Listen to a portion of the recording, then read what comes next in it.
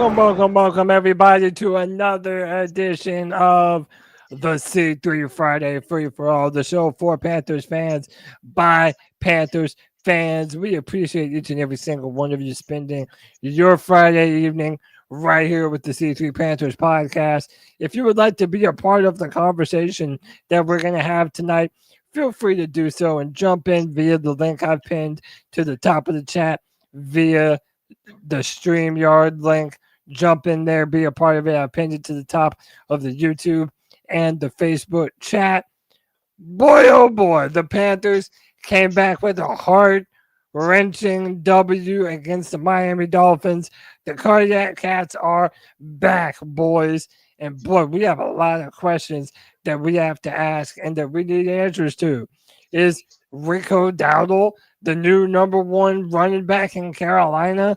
How much does it matter that Taylor Moton is out and Miles Sanders will not have an opportunity for his revenge game this Sunday? But you know, we're going to do this show with some of the best damn Panther fans that you've ever known in your entire life. First up, you know him, you love him. He's probably going to tell you to shut the hell up. It's Panther Pickle. Welcome back to the Free For All, brother. What's up, guys? You know what? I'm excited to be here. I'm ready to face these dirty Cowboys because, you know, like everybody, I work with Cowboy fans, and you know how they are. I want to walk in Monday and walk my walk and talk my talk. Oh, by the way, real quick, before I forget, David Newton, shut the hell up, dumbass. Tell them. We're probably going to have a David Newton-centered conversation today at some point. The Twitterverse is on your boy's neck over David Newton. And he probably deserves it, man. There have been some dumb David Newton quotes before, but this most recent one probably takes the cake. Next up, you know him, you love him. It's the brand ambassador. He comes with the most fire graphics into the free-for-all, and that's what we're hoping for. We're hoping to be on the hunt of some Cowboys. It's Diesel Skills. Welcome back to the free-for-all, brother. It is good to be back, Cody, and everyone needs to take heed in what Cody said to begin the show. The link is in the description. This is a service provided by C3 and Cody Lashney for each and every one of you, the fans. You can join this podcast. We're going to be live here for a few hours, maybe even several hours. We'll see how it goes.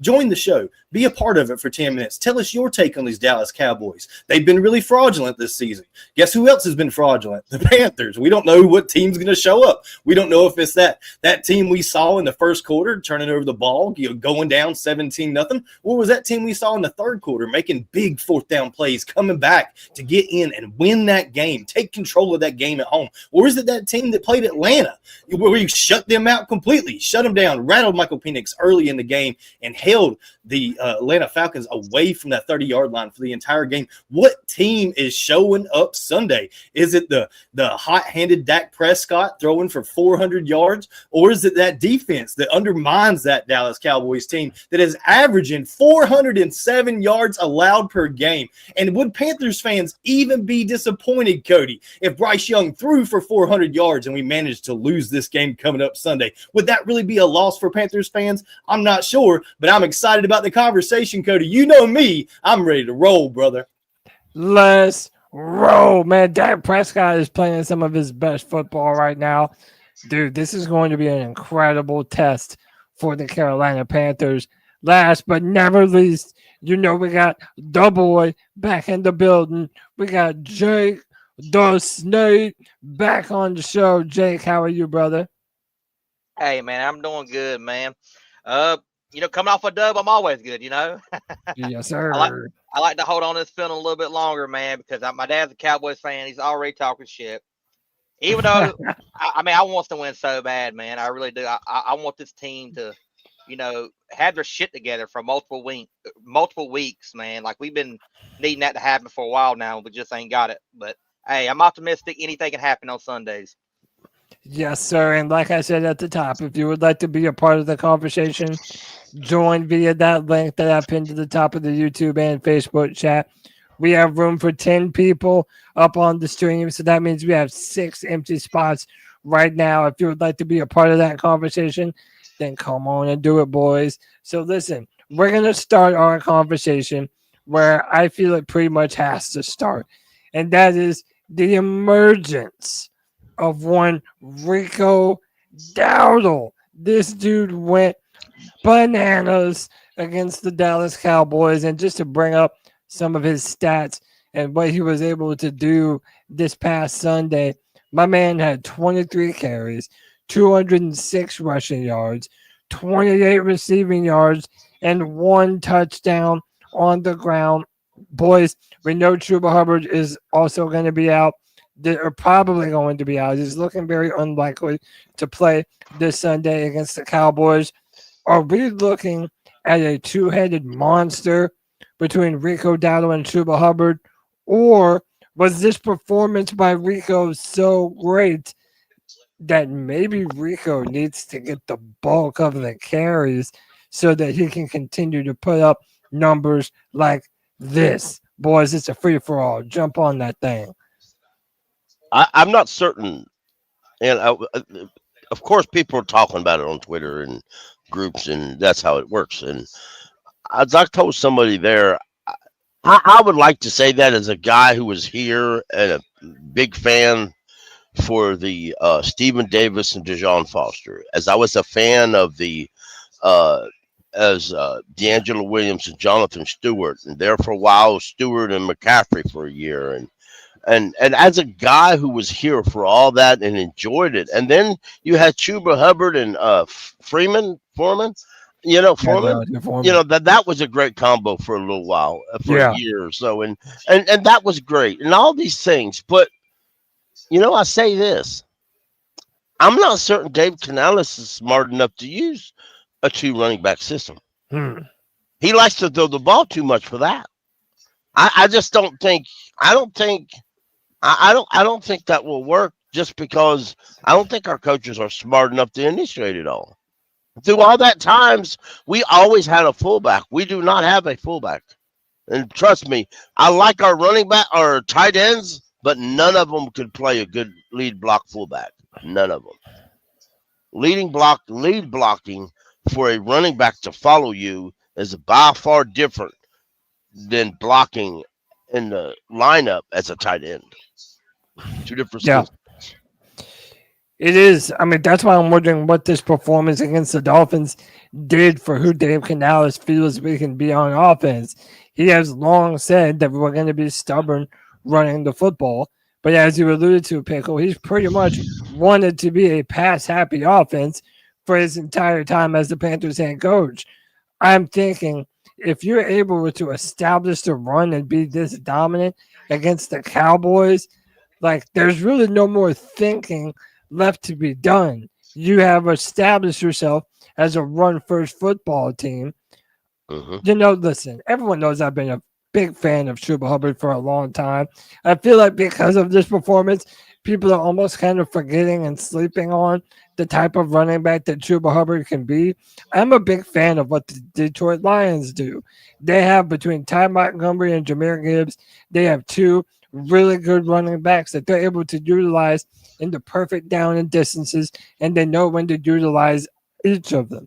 I think that specifically for Bryce Young, who's having some turnover troubles, specifically to start the game, I think that establishing a dual-headed rushing attack in the form of Sanders and Chuba, that could really be what the doctor orders to ease him into the game and cause him to be more comfortable just overall and in general in the offense. I'm hoping that it doesn't have to be a football genius to be able to figure that out, especially when it's right in front of his face. Right. And I mean, exactly. And Canales, part of the issue too, though, is back in those days, as I was talking about, you had a defensive head coach and an offensive coordinator, and all that offensive coordinator did was worry about the offense. And we got an offensive coordinator, but he don't call plays. So, and the game plan is built by Brad Isaac and Dave Canales. So the Canales, when Canales was in Seattle, he was a passing game coordinator.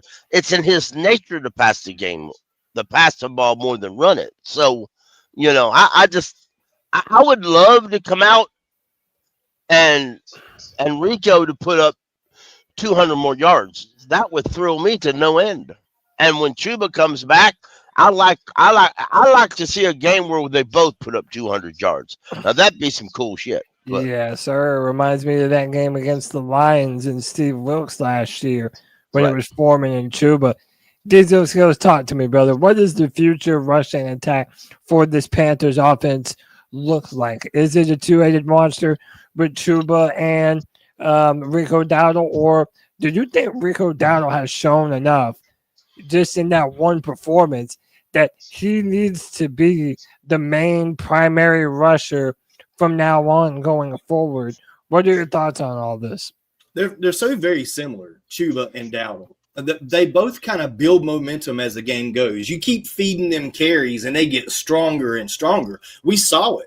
And to hold Dave Canales accountable like that, Pickle, saying that he's pass happy. What did the defense do last year? Nothing. We gave up tons and tons of points. We were down every game. We had to throw to catch back up. Just like this past Sunday against the Dolphins, we were down 17 and we had to throw to get back in the game.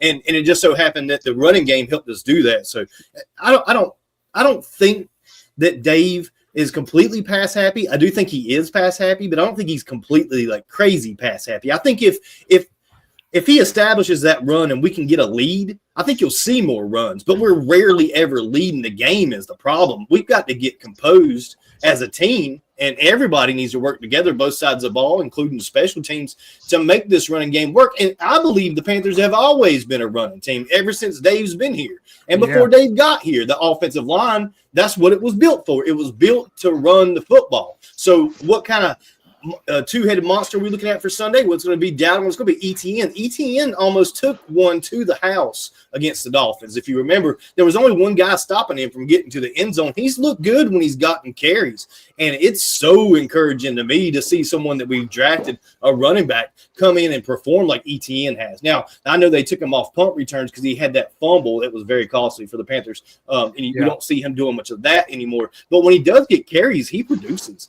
He's honestly quite better than I thought he was going to be. I didn't know he was that good of a runner, but he really is. Just, in his rookie year, seeing him making plays out there, it's very encouraging. And all those guys really, honestly, were making plays at the end of that Dolphins game on Sunday. Mitchell Evans, the list goes on and on. I can't think of them all right now, but there's just tons of first-year and second-year guys that are making plays and coming back to win that game. And that's got to be encouraging as a fan. It should be encouraging to what the front office is doing. It should be encouraging to what Dave Canales is doing and what they're teaching these guys. They at least have enough structure that they wouldn't have had with a Matt Rule or a Frank Reich. And at least they have enough structure to come out here and perform on Sunday and then progress from year to year, because we're seeing that as well, like with a guy like Chow Smith-Wade. And I was telling this earlier to Pickle, and a guy like Corey Thornton making plays in these games. These guys are progressing and growing and improving. And if it keeps going this way, we're going to end up filling out some of these positions. Like, I think cornerback is almost done. And I know I'm rambling on, changing the subject.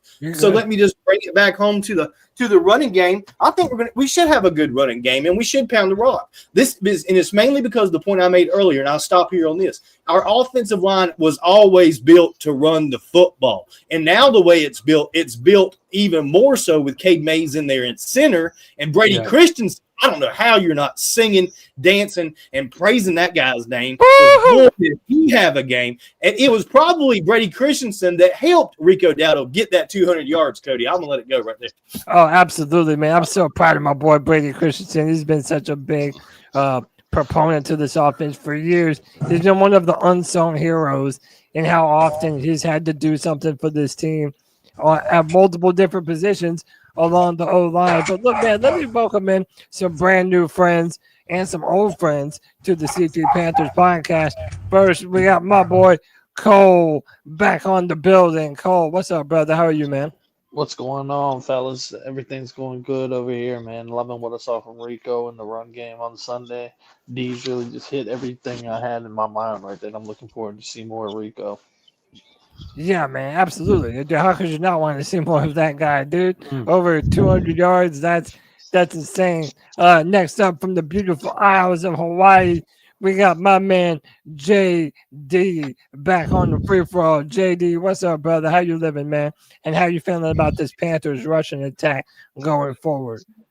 Hey man, I'm living my best life every day, day in and day out.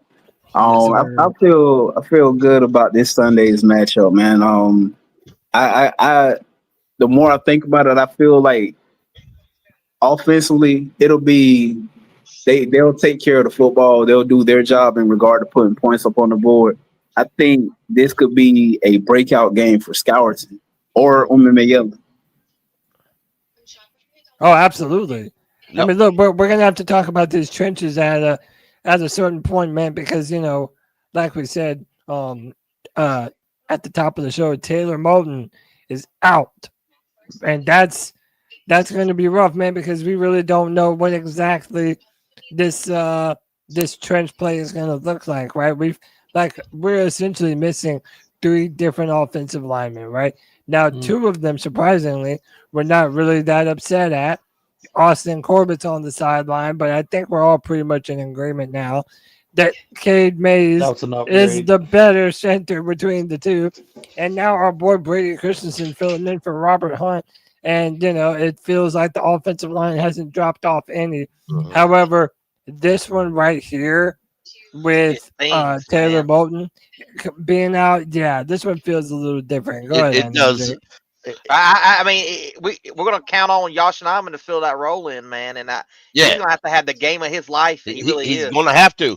He's gonna have to. I mean, y'all, we started out this year with an O line that we were, as a fans, we were proud of. And if you go across the NFL fan bases, we are very rare. Most teams don't have a good offensive line starter wise. We had a good starter ones. We had some good depth guys. We're depleted, y'all. We're depleted. Well, I mean, we're depleted. Let's look at it carefully. We're down to the bone pickle, so to speak. Yeah. We took a quality. Well, let's just say we had 2 backups. One should have always been a backup, but anyway. And then we had a starter offensive line all hurt, so they're on IR. So it is what it is. You get depleted. Your backups has to step up, and it's not just Nyman. It's not just him. It's whoever else is playing the number 2s up here. Y'all, we've got a center, we've got guard, we've got a tackle. All of these guys will have to come into the fray and help out. And God forbid we have another injury at offensive line. But real quick, let me throw this out to you, y'all, because I'm going to pour a little bit of gas on the fire. I believe Corey Thornton is a better nickel than Charles Smith-Wade. And I agree. Ooh. I agree. Hot take, I do. I don't even know if it's that hot. I feel like there's so many fans of Thornton now. And I think it has a lot to do with he's more active on the field. You know what I'm saying? Like he's all over the place. He's almost like a linebacker at the corner position. He is. I think Thornton is more of an outside corner. So right. I think he played nickel the other day, and I liked it. That's the thing. I think Thornton has the skill set in preparation to be a starting corner in the NFL. It just so happens that we got Mike Jack ahead of him and we got Horn ahead of him, right? Yeah. So having Corey Thornton, whom if it tracks that way and one day he gets a shot at being an outside corner, I think all that happened in that game was you saw a much more talented player on the field over Charles Smith-Wade. So the corner depth might be a little bit more shored up than many of us thought or felt it was going into this season. Right. And shout out to Panthro74. He said, why Mitch Evans got to help Chip on the right side. Well, yeah, and Mitch Evans helped out a little bit there, and that's all right. Good job, Pickle. Oh, he has. And a lot of the rookies, I feel like had a breakout game. Dude, Jimmy Horn Jr. came up with the big play. Right. Mitchell Evans had another big play. In there, bro. Dude, Nick Scordon was being aggressive, getting in there, being disruptive. Princely, we've already seen how good he's been. Man, I really feel like this is going to go down as one of the better Panthers draft class in a long time. we That's needed Cody. it. That's the reason why I was saying earlier. I think that this might be a game where Scourton, it's not like he takes over, but you're playing the Dallas Cowboys, right? Something that Horn Jr. said last week when they asked him about being pressure. He's like he applies pressure. He doesn't let it apply to him. I feel like even though he was speaking for himself, he was speaking on behalf of that draft class because you see Ransom when he's had opportunity to make plays, he's made plays. You see Princely make plays. You see Scourton. The thing with Scourton is if you go back and watch the last few weeks, he's been there almost like multiple plays throughout a game where he's like the blocker or someone gets him just enough to where he's off the mark. That Robinson sack, they credited to Robinson. Scourton was the one that got there first. They sent him on a stunt. He hit it perfectly. The running back got enough of him to move him off his mark, which made Tua step up. And the moment Tua stepped up, Robinson was coming in on the blind side to clean it up. I feel like instead of those almost, something that we always gave Brian Burns crap for, those almost sacks, I feel like he's going to be able to get home this week. I think it's going to be a pretty good game, a close game going into the half. But then, and you guys can tell me if I'm tripping when I say this, but last year we saw that this team was a second half team. After that bye, they came out offensively. They were firing on all cylinders. Just didn't have the defensive talent to slow anybody down. I'm seeing much of that same pattern in this team this year, where obviously the Cardinals game was the one that probably pops into a lot of people's minds. How they came out in the second half defensively and offensively, put enough out there on the field to get you excited that they're trending in the right direction.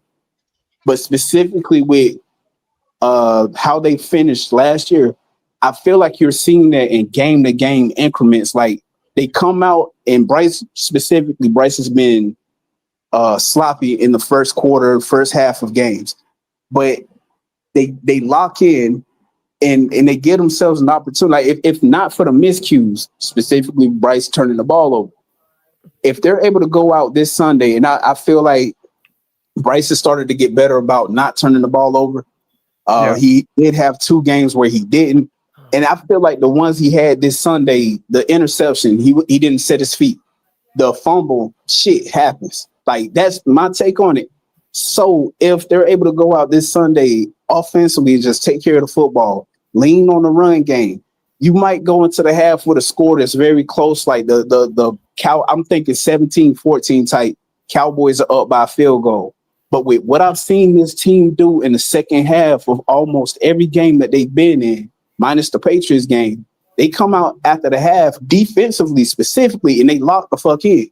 And if you get a similar performance like that this Sunday, I don't believe that the Cowboys have enough on defense to actually stop what we can do on offense. We just need to, again, take care of the ball. I feel like somebody on the defensive side of the ball is going to start to take over that game the same way against the Falcons. It was Charles Smith-Wade with the pick 6, and it just kind of broke the game open. I feel like there's going to be a similar setup this week. Going to the half, tied up, maybe we trailing by a score, and then get back out there in the second half in the defense, specifically Scourton. Not only does he get his first sack this season, but he notches like 2 or 3 of them things just to like get NFL attention on him at that point. Yeah. And let me welcome in Michael Wydrip into the Friday Free For All. Michael, what's up, brother? How you living, man? What's up, Cody? What's up, boys? I'm doing all right. I just want to get in on some stuff that we've been talking about. So, yeah, go ahead. First of all, I like to say I want to see this team run the ball a lot more like they did last week. Agreed. So like Rico Dowdle, I want to see him run crazy as hell next week or this week. And that's what I'm hoping for, and I hope that this and like what JD said is, the truth is that Bryce Young needs to avoid these turnovers that he's been throwing to, and that's why I've been trying to say is that we need to run the ball more instead of passing. Which kudos to us for like getting that through, our heads in the second half, but I wanted to see it a lot more in the first half. But functionally, what I'm gonna get at is this. Shout out to XL because I didn't want to shout him out yet, but he did show me that he can catch the ball and he got that touchdown last week. So kudos to him. That was I never gave up on him. Yeah, it was a hand. He was blocking Cody. That's what I was most happy with. He had some big blocks for Rico. It was a great game for a lot of players. Bryce he really had right in the place where he can get it. XL was out there doing his thing. I want to go back to something that that JD had brought up. You know, Bryce and the fumbles. I went back and I looked at that play where he did fumble, and it looks like maybe he was gonna try to go for a pump fake, and then just did it at the wrong time and got hit, and the ball came out of his hands. Are you guys really, really concerned about the turnovers from Bryce, and what does he need to do to start to clean some of that up? Bro, he's got to stop. He's got to stop turning the ball over. We've had we've had so many conversations on here for hours and hours and hours about Bryce Young, especially in 2023. It was almost every Friday free for all. That's what we talked about, is what Bryce did during the game. That's all it was. Yeah, and it's like when he did that, Cody, I mean, I said some really ugly things that I had to take back later about Bryce. I mean, I said some really ugly things because I could not believe he come out here again, starting the game off, turning the ball over like that. The interception, I wasn't mad about the interception. He overthrew a guy. It happens. Quarterbacks overthrow receivers. It happens. That's not a big deal. But the fumble's got to stop. He needs to realize that was a read play, and he should have handed it off, and he made the mistake by not handing it off. Just eat it. Just go down. If we lose 10 yards, we lose 10 yards. You're not going to juke every freakishly athletic defender in the NFL. Yes, he's been an escape artist for a lot of games. When the offensive line starts leaking a little bit, Bryce has done a good job of feeling the pressure and finding a way to get out of it. But a lot of times on third down, I've noticed even this year, it was just like the same thing last year. When their ears are pinned back and they're coming, there's just no stopping everybody sometimes. And Bryce just gets swallowed up in there. And it's just, don't try to make something happen to where we're turning the ball over during a tight game. Just be safer with it. Eat the sack. Throw the ball out of bounds. Take the penalty for a grounding if you need to. It's better than the turnover is what I'm getting at. Because all these conversations that we've had, let me bring it back home about Bryce, is that he's a game manager. And you're not a good game manager if you're turning the ball over. And I'm fine with a game manager quarterback that we paid what we did for. And Cody was right. We overpaid for a game manager, and that's fine. I can live with that as a Panthers fan. I 100% can, especially if we're competing and we're winning games. And we're doing that right now, to be honest. And we have a chance to be 500. So I can deal with Bryce being just a game manager that we overpaid for because Sam Darnold wasn't a good enough game manager for the Panthers. It is what it is. And we did what we did. But if he'll stop the turnovers, Cody, I think that we can let him really just be that game manager, lean on this offensive line to run the football, let Bryce know what the deals is, take his shots when they're there, and make sure you're accurate and stop overthrowing my boy out there on the outside, number 4. Other than that, we'll be good to go. He's got to stop the turnovers. The interceptions, I can live with every one of them. Some of them were worse than others, but it's the fumbles that must stop for him to be a true game manager for this Panthers team. Right, and I'll just throw this in there. Bryce is our quarterback right now. Will he remain our quarterback next year or even the year after that? That's up to him. That's up to him. That's entirely up to him, because you don't give another contract to a guy who turns the ball over a lot. You can deal with the limitations such as they are, but you can't deal. If you ask any offensive coordinator or any coach, don't matter what side, they'll tell you, give me a guy with limitations, but he's good in other areas, and I'll make it work. You give me a guy who turns over the ball a lot, never mind. I mean, listen, Bryce Young is very much in control of his own destiny, and that's where I get sort of aggravated sometimes because, a lot of people feel like, oh, well, you still can't properly evaluate Bryce in year 3. Well, yeah, you can. It doesn't mean that he's had the best circumstances around him at all the time, But there are certain tendencies and certain things that he does continuously that you can kind of see, okay, this is kind of who he is at the quarterback position. Now, he does some things well, and I do like how he doesn't flinch. Even when the team is down, even when things aren't going his way, he still has some fight in him. He's not just going to give up. And he was a major part of that winning drive that we had against the Dolphins that brought us back into the game. And I give him a bunch of credit for that. But I think these turnovers, I don't think that it has to continue to happen. I really don't hope that it happens, obviously. But I think that if he continues to take care of the ball, that's going to be because we have built a rushing attack, rather, that he is so able to rely on early in the game that all the pressure isn't going to be on him to drop back and get these chunk yardage plays. It kind of allows him to, when we finally do pass the ball, he can survey the field, go through his progressions, and get the ball out of his hand quick. And I think that Canales is finally starting to build an offense for him that way. Who else wants to talk about Bryce and his turnovers? Who's worried about his turnovers, and if this is going to be something that we're going to have to continuously deal with? Cole, Jake, whoever wants to jump in. I mean, I'm worried. I'm worried about it. I mean, it feels like there's a pattern at sometimes, man. I just want the talk to be over with. You know what I'm saying? I really want Bryce Young to just, be a game manager, or a quarterback that you can at least rely on game day. It's not like oh God, I hope it's not another one of them games type ordeal. Like, yeah, it starts by taking care of the ball. It really does. We talk about turnovers. Like, if he limits that alone, and he just, we rely on a run game. I mean, that right there alone should be a success for him and help him. But turning the ball over is not beneficial for nobody, and it's really hurting this offense. It really is. Yeah. Cole, let me ask you real quick. If you were a defensive coordinator and you were taking on Bryce Young, would you use the fact that he seems to have a fumble issue against him? Absolutely, especially to the backside. I'm going to send pressure. Absolutely. If he has a fumbling issue, Pickle, I'm not waiting for it. And that's what I was going to say, Cody. I really didn't have too much more to put into it. I'm just tired of Bryce Young turning it on as soon as something bad happens. It's like he turns into a completely different player. Sometimes he can dig us out of it. Sometimes he can't. I want 4 quarters of consistent football from my number 1 overall pick quarterback, Cody. Yeah, man. And listen, I don't think it's unfair to hold Bryce to a standard of a number 1 pick. In year 3, the turnovers there, they're unacceptable at this point. But let me ask you guys this.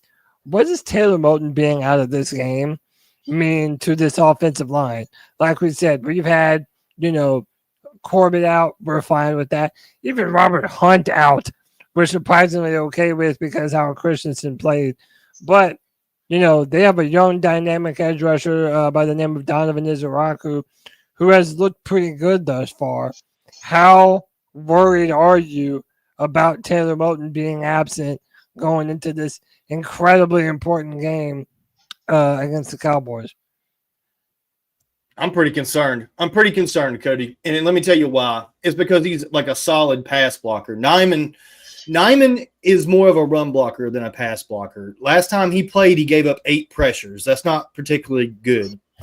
So the Cowboys offense, right, has been kind of back and forth, but fairly consistently scoring points. You know what I mean? They can put up yards, they can put up points, and that worries me. I saw someone put in the chat earlier that Dak's been dicing up zone defenses too. That worries me as well, because if we get in the hole, say we have another breakdown on special teams and get in the hole a couple of scores like we did against the Patriots, and we need to throw the ball and come back, we got Nyman blocking. And I was even going to ask you, what do you think about maybe BC? Maybe go with BC at right tackle. I mean, I think that'd be a smarter move than Nyman, and because of the pass blocking. You know what I mean? You're going against this kind of explosive offense from the Cowboys, and the George Pickens catches everything. I watched a couple of their games. Yeah. He's pretty amazing, man. I know CD's out, and that's good. That helps us, but still, I'm worried. I'm concerned that we're going to get down, and then that Nyman's going to let us down in the pass blocking game. That's why missing Moton's a big deal. It should not impact us in the run game. Nyman's huge. Nyman's 6'8" or 6'9".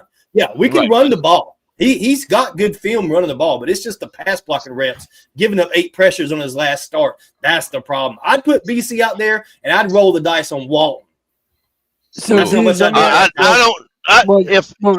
me ask you this. If you were going to put BC at right tackle, which again, why would you doubt him at this point? The dude has played every position on the O-line, and he seemingly plays at a high level. But if you were to put Brady at right tackle, in that scenario, who would you be sliding into right guard? It's that Brandon Walton guy. They were going to start him over BC, and luckily Canales come to his senses. I don't know why they hesitated to put BC in. Did they not start him for a game? No, they backed out of it, and it was BC that ended up taking well, the start. Well, what about Zavala's on IR. Yeah, and he had a great camp according to a Canales. But no, let's remember who the interior. Let's remember who the interior defensive line for the Cowboys is now.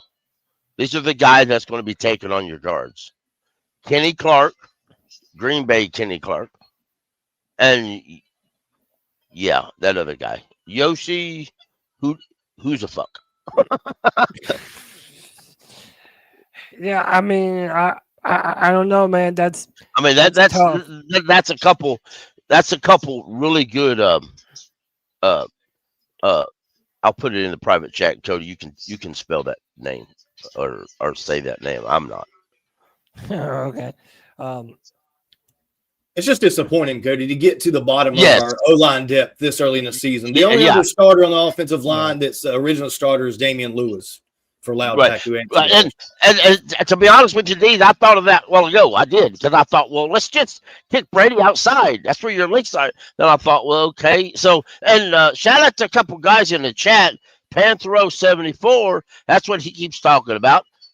Put a tight end next to the right tackle, Newman. He ain't so worried. That might be what we do. Just put a tight end over Mitchell Evans some more play. I'm down with it. I still wish we had Kingston Pickle. I think we could have elevated. I do too. I do too. But our man got claimed by the Texans. I think he's starting out there, though. To be honest, I think he is too. So Pickle, that name is Osa Odigizua. Yeah, says you. Yeah. I'm having if I'm Bryce Young, I have my running back on my right side looking at Josh Nyman the whole entire game. That's just a fact. I'm definitely leaning my blocking running back that way. Yeah. And the backs are a big deal too. Rico Dowdle's blocking ability, I think, needs to be spoken for because he really picked up the blitz well against the Dolphins. If you watch the Dolphins and the Jets on Monday night, it was crazy, the Dolphins blitz coming into the Jets backfield. So big hats off to Rico Dowdle, not only for the running ability, but for the blocking ability in the passing game. Sideshow, by the way, we already made the decision on Ike Kwanu's fifth-year option. It was done in May, the first week of May. It has to be done that. Just like the first week of May this coming, which is like a week after the draft, we have to make the decisions. Do you put the fifth-year option on Bryce Young? And again, that fifth-year option is $24 million. Oof. I wish I had $24 million. Same here, man. I'd love a $24 million paycheck. Give me a check. Give me a check for $24 million. Panther Pickle he'd do anything you need. Damn. Calm down, Pickle. Calm down. No. A check for $24 million. Don't get ahead of yourself now. I would retire for the rest of my life. I'd never work another day of my life. $24 million if you properly pronounce Osa Odigizua. Osa Odigizua. Yeah, you did. Where's my money, bro? Where's my money? I lied to you. He said he wants it in cash. And now you lied to me. I see how it is, man. But I mean, look, I'm gonna be real. Like, to me, I know I'm kind of sounding like a broken record here, but I'm less worried about Josh Nyman at right tackle if we can establish the run. Dude, let them big, strong boys like Cade Mays and Brady Christensen do some damage on the interior, and I really do think that the offense can be okay. Another question for y'all is, now that we've seen some more of Jimmy Horn Jr., do you think they're going to make it a point to try and get him more involved in the offense? I think they should. I mean, at the very least, give him some more reps. I mean, I don't see the harm of that. Yeah, absolutely. He looked good last week. I mean, you're talking about who's he talking about, Jake? Jimmy Horn Jr. Oh yeah. Oh, absolutely. You got to. But here's the question though. Again, with everybody healthy and everybody going, is everybody going to keep going? That's a good question. Like, you can't activate all of them. I mean, you can, but I don't think they will. Yeah, but you can. You absolutely can. But you're limiting who. Let me put it this way: if I have to make a choice with our current offensive line issue, I'm inactivating a receiver and keeping that fourth tight end activated. That's a fact. I'm going to activate an extra offensive lineman on practice squad. Yeah. Probably a smart move. And Michael wants to ask a question. Go ahead, Michael. Okay, I know this is way too early for me to ask, but I'm just asking personally on your you're good. opinion. Say if I know probably Andy Dalton's going to retire at least next year or something like that. But if he does, what kind of quarterback are you guys looking at? If whether not to draft one or anything, but if you were to look at free agency this coming up year, who would you guys want? And I'm just asking. I mean, I see what you're saying, how it's early. My thing is that if we're getting another quarterback in free agency, it's not going to be a name that everyone knows and loves. It's probably going to be someone controversial like a Matt Jones or even like a Justin Fields. Although Justin might have 1 year on his contract left Russell with the Wilson. Jets. No, yeah, bro. Did y'all see? But Dave Canals has that, that connection. Yeah, I had to. We love that's right. connections. Did y'all see that one throw that Russell Wilson made against it's horrible. Oh, it was awful. It was out of cut. And that, Cody, let's briefly chat about that. After Russell Wilson did that one throw, Dabo stormed into the blue tent screaming, "Where's my quarterback? Where's my quarterback?" All over that run was Russell. But let's also throw this out there right now. Geno Smith looks really bad for the Raiders. So let's not go there, y'all. I like the Giants playing at quarterback. They brought in a couple free agents that have experience, and then they drafted a quarterback in the second round. Jackson that they Dart really was liked. nice, don't he? Yeah, dude. And that rookie running back they look like that's a really good duo. He's having like a Bo Nix type of rookie season. Right. We were all over it. We were screaming on the free for all. Jackson Dart is the guy. He is good. And lo and behold, 2 wins, 0 losses for Jackson Dart. And everybody wanted Scatterboo. I don't think there was a single Panthers fan that didn't want Scatterboo. The Bojangles commercials that we should have had. We missed out on so many of them. Man. Let's ask everybody here and everybody in the chat. You get your pick. It's a draft redo. You take Cam Scatterboo, because he was the 3rd pick in the 4th round. So you're basically going to give up your 3rd round pick. Princey Umealien or Cam Scatterboo. Which one you giving up? I mean, knowing how much we needed D-line, I'm still taking Princey. Yeah, I agree. Yeah. There we go. But I can still dream, damn it, Pickle. The question Pickle cuts that dream clear off. Scatterboo or ETN? See, now that's a question. Now that's more of a question. I like ETN, but bro, when you see the power and the strength that Scatterboo runs with, he's hitting his offensive lineman. He don't care. He's like a younger version of Beast Mode of Marshawn Lynch, just running through folks. Man, that dude's a beast. He's a beast, man. Like he's a throwback type of runner, in my opinion. Yeah, and listen, ETN had a few plays this past Sunday, and he really looked good on his plays. I like ETN, and I think he has a lot of potential. Is he Cam Scatterbu? Absolutely not. But let's be fair. When was ETN drafted?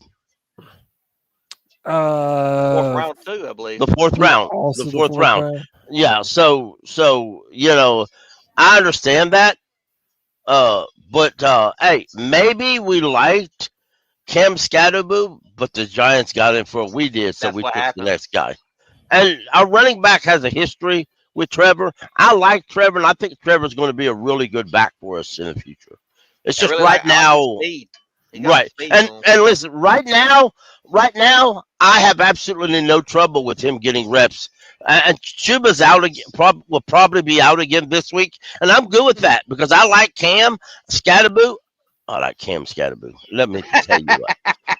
Y'all got me all wound up. I like that. No, so hey, that's an endorsement right there. Go ahead. His Clip name it. is Yeah. Rico, but go Yeah, ahead. all right. Let's call and see if we can't trade Chuba Hubbard for Cam Scatterbu. I'm Hey, sure the hey, Giants would hang don't up you at that Hey, point. Pickle, how dare you? How dare you? Hey man, you're the one that said you like. Yeah, you try.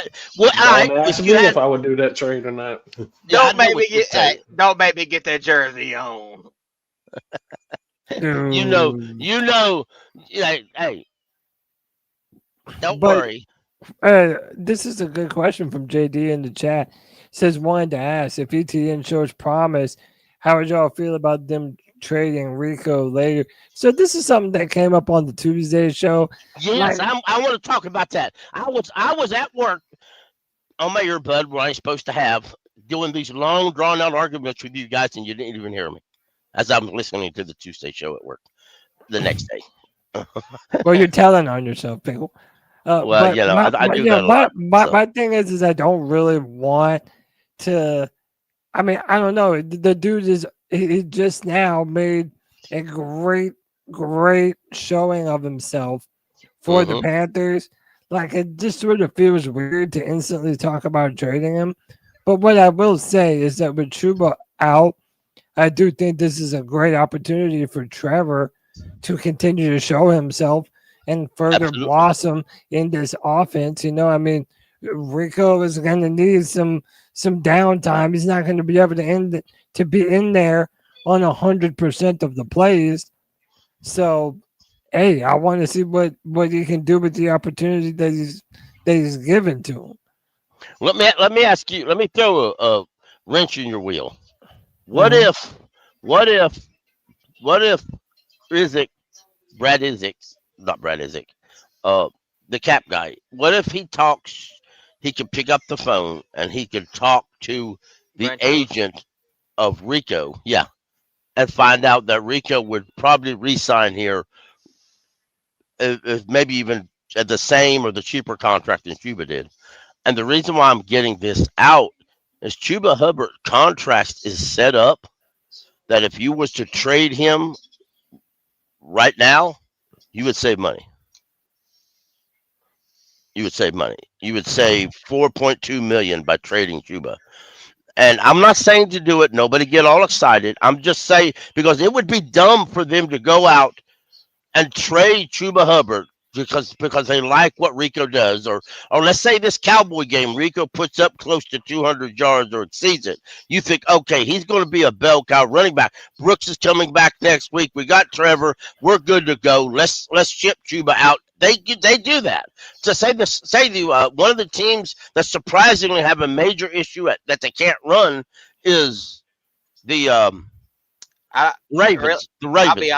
I'll be honest with you. Realistically, I don't think they're going to trade either one of them. Well, I don't either, but I'm just hypothetically. And then you go into that fight, and Rico don't re-sign with you, and Jonathan Brooks looks bad after 2+ years of injuries. So it throws a higher cogwheel into that issue, but you can't deny the talent. Now, if Chuba comes back after this Dallas game and he looks good, y'all got it this week 5. the trade deadline is week 9, so you've got some weeks. But like that is some clarification though. Like that, all of that is based on if the Panthers start to lose, right? Like if the Panthers continue to not, to not look good moving forward, do you trade Rico Dowdle in that scenario? And it's just, I don't know, man. Depends on what I get to. Me, it's just a lot of what ifs. I think that's a question. I think that's another question we asked the panel too, though. Do we think we're going to be buyers by the deadline, sellers, or we're not going to do nothing? Like, well, I don't. Sellers or nothing. We ain't buying shit. Well, that was going to be my question. Like, what would you, if you were a buyer, what would you be buying? I mean, I would love for it to be a linebacker, but I don't know who that linebacker would be. I don't know who's available right now that the team would be willing to let off of. Well, that's my point, though. Is it going to be somebody that we can use, or is it going to be a guy with no more years left on his deal that you're going to have to dribble him out? Okay. Hypothetically, say the Ravens call you up, want to give you a conditional 6th-round pick or conditional 5th-round pick for Rico. Are you going to give up Rico for a conditional 5th-round pick? I'm not. No, I will not consider him as my starting running back. Absolutely not. Exactly. So if you're not, if that's all you're getting, no. But if you're going to introduce a player, it would have to be a player we're trading. So hey, we got JD back in the building. JD, you posed that question. I'm going to pose it right back to you. Would you consider trading Rico Dowdle to a buyer out there that was looking to upgrade their running back room? Like I said, I asked the question to get your guys' opinion on it, but in my head, I would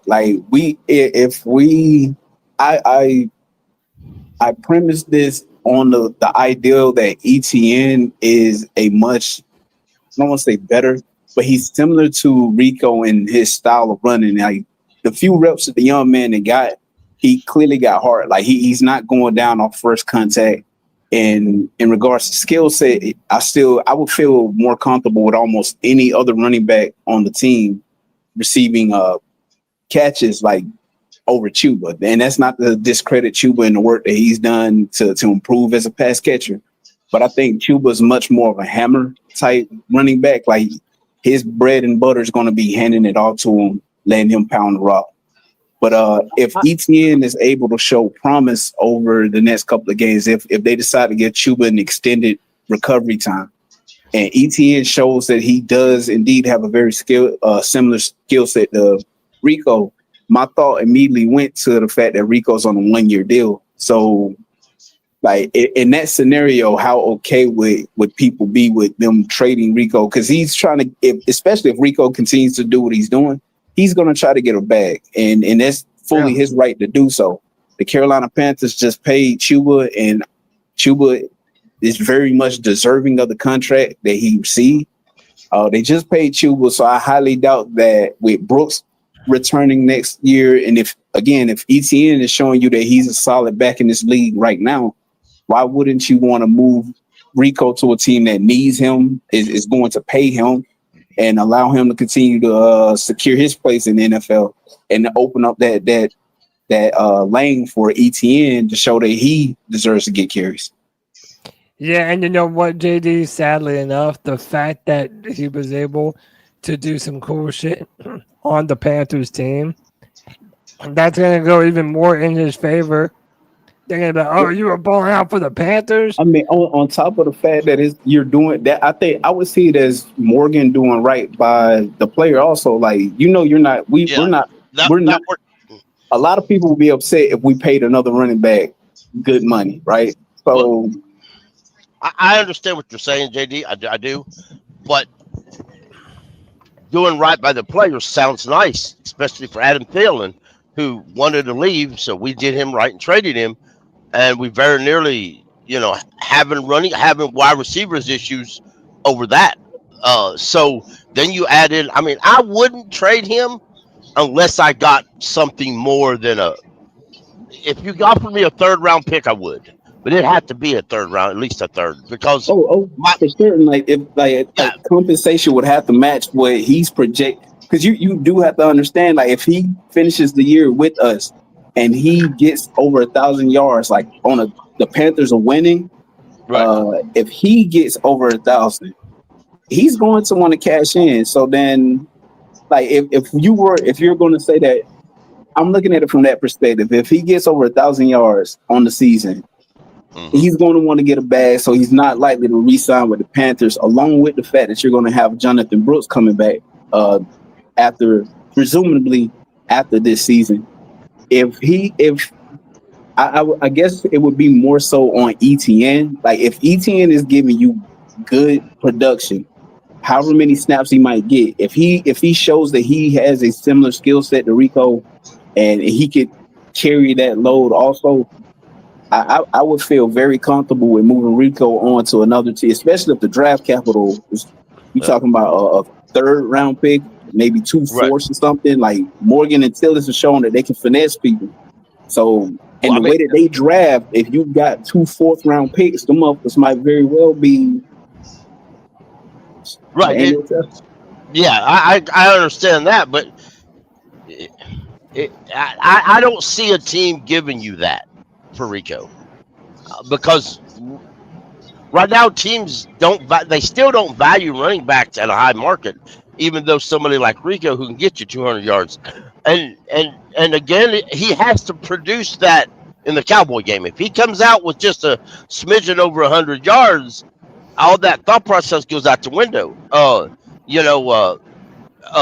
But again, you're talking about, honestly, a kick in the nuts to the average football fan, to the Panther fan, because they're going to say, finally, we get somebody we want to cheer for, you trade him. You want to trade the good players, and the average or below players, we have to keep here and get bigger contracts. Whoopie-doo. That's what a lot of fans are going to be screaming at the sidelines. That's the reason why I include the whole ETN aspect of it, too, because if we're out there, if we're watching these games, and it's like, okay, this Cowboys game, if Rico goes out there and he gives you, say, 120 on the ground, and off of 5-10 carries, ETN gives you something like 60-70. If ETN is giving you production where you're thinking, hey, if something were to happen to Rico right now, ETN could go out there and, like, he's the next great thing.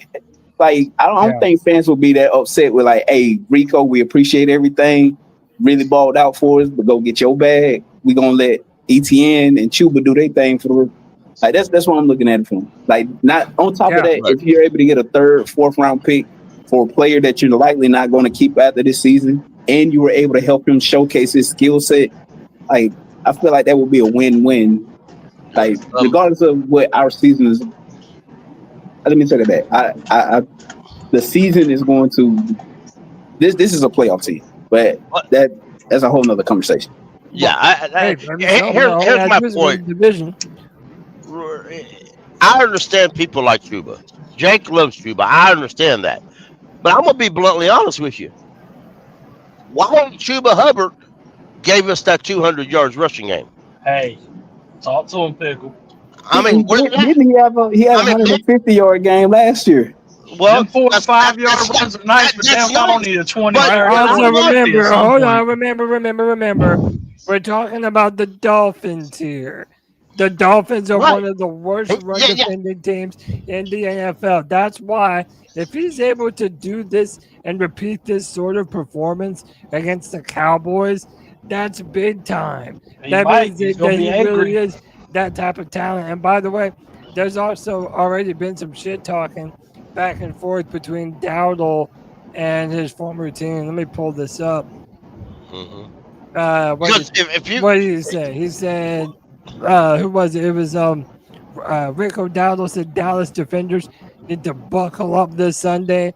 Cowboys head coach Brian Schottenheimer replied with, "We're going to bring our seatbelt to Rico. We'll buckle up." So they know what's coming. They know Rico is looking to have another repeat big-time performance. If he's able to do something similar against Dallas, y'all know I'm a Chuba defender. I've been a Chuba fan since before it was popular. But if he does it again, man, dude, I don't know, man. I'm giving him Rico's the keys if he gets 100 cooking, yards. I'm man. gonna I don't see. I guess I'm a lot like Cole.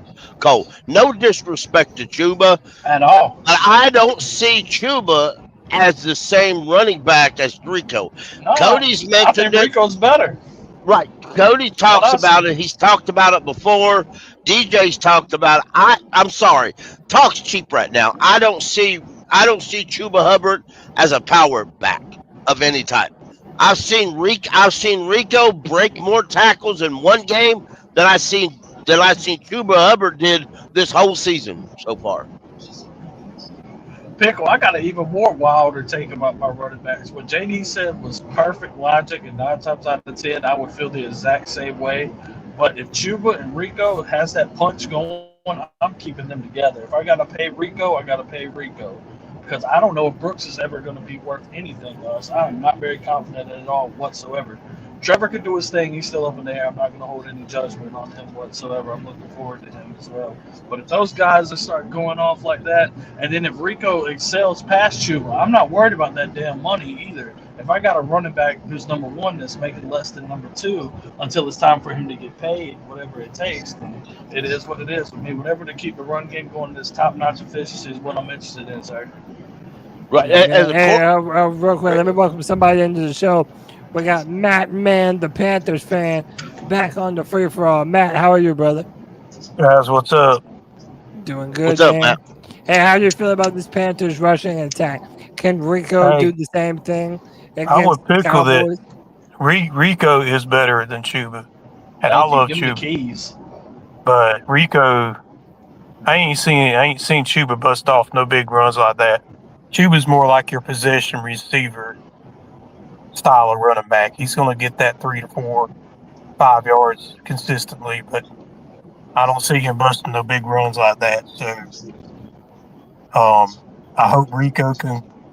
I think he could have success. Maybe not 200 yards.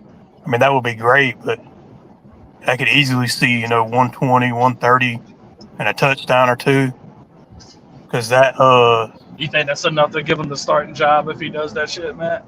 Man, I hate to see a player lose their job to injury, but I mean, ideally, I would love for It is what it is, Canals to figure out how to use both of them, but they're the kind of That's style the thing, running backs that you kind of just got to get them in a rhythm. They get better as the game goes on, and I don't know if you can just have split the carries between them and have them be as effective. And as far as that, trading Rico, I mean, if the team's not in it, I wouldn't be opposed, but I just don't think it'll happen because you're not going to get even if he's playing well, a 6th rounder maybe for a running back nowadays. The way they're devalued, you saw this offseason, even coming off 1,000 yards.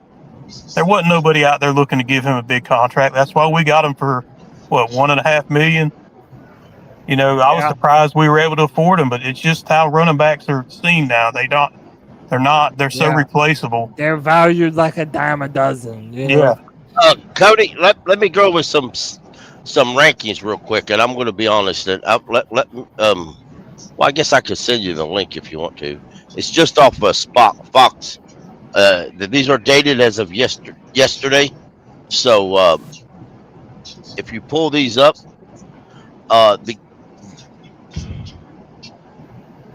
Let me see. hang on. I don't got myself lost now.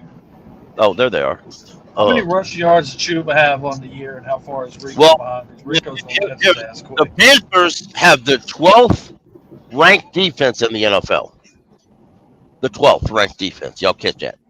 That might pretty make me good. fall out of the damn chair. The Cowboys are 32nd. We better be able to run the ball then.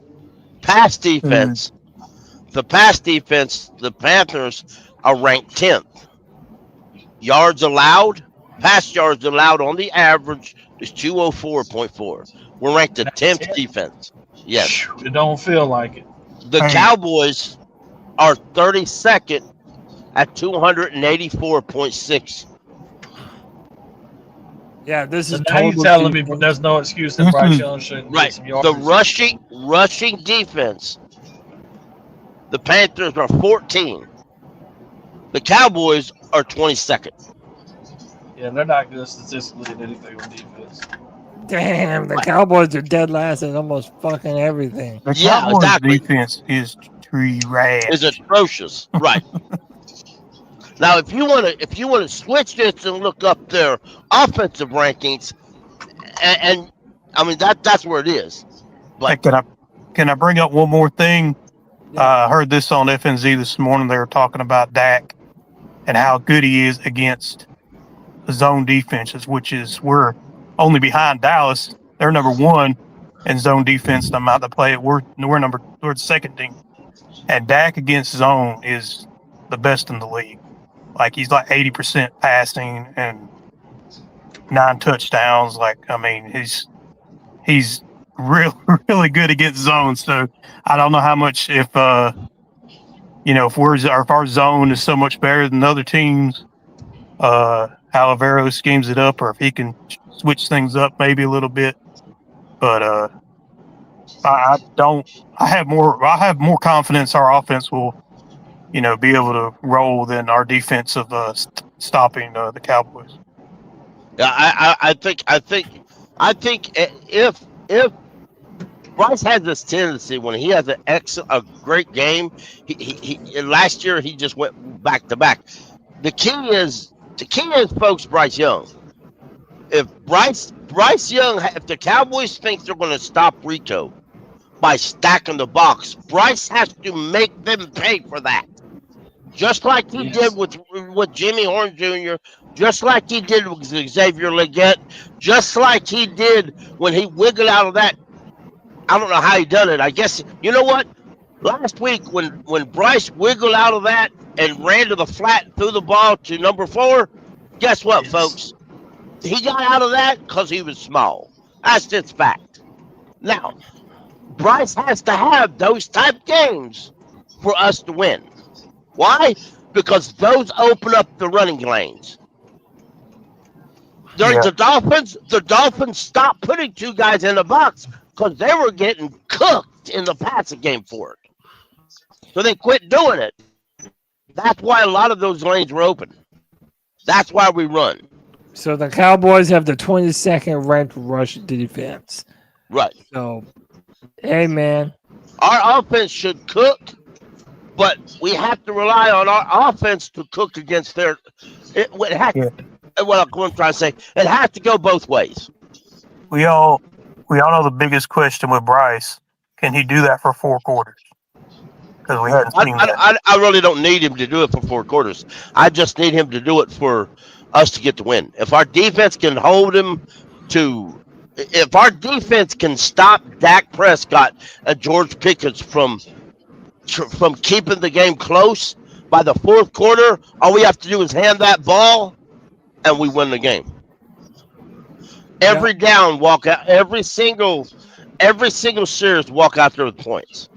If we enter the 3rd quarter and we've got 2 touchdown leads, all we have to do is make sure we, at the very least on the drive, we got to run the clock out. But we have, at the very least, we got to get 3 points. At the very least, because if the Cowboys want to come back, they can get a touchdown, and it's at the middle of the 4th quarter. They can get a touchdown in every series they run. But if we get at least get a field goal, and we already have a 2 touchdown lead, they can't catch us. Let me ask you all this. Dak Prescott is low-key having an MVP caliber season. The dude is throwing the ball all around the field, even minus CeeDee Lamb. Let's transition to the other side of the ball for the Carolina Panthers. Do you think this defense can slow them down and stop them from running the ball? Because Javonte Williams, the Cowboys running back, he's one of the better running backs in the NFL this season. I think he has the most rushing yards and touchdowns by a running back this season. The dude is playing out of control. We have always wondered if we were going to be able to cleanse the sins of our past with all of these rushing deficiencies that we've had.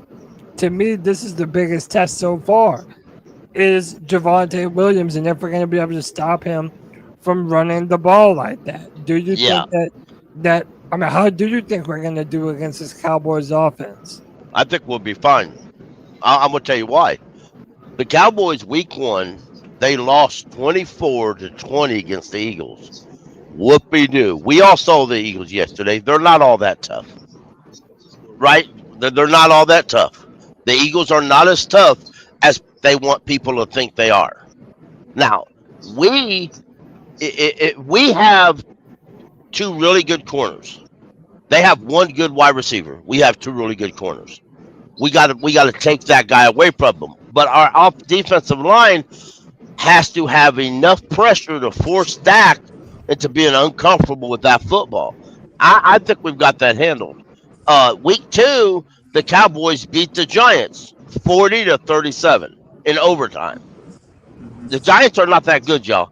And now Chicago, they lost to Chicago 31-14. And let me tell you what, if the Dallas Cowboys can lose to the Bears, I'll be damned they can lose to the Panthers. You're damn sure right about that one. These jump on here, Brandon. I'm gonna add some people into the show. Can this Panthers defense stop the Cowboys offense and what they've been able to do with Javonte Williams rushing and George Pickens down the sideline as a receiving threat? Well, you need to tell me which defensive crew is showing up. I've seen 2 different defensive sets show up on game day for the Carolina Panthers on Sunday. I don't know who's coming to the game. Or is it going to be the defense that shut out Atlanta?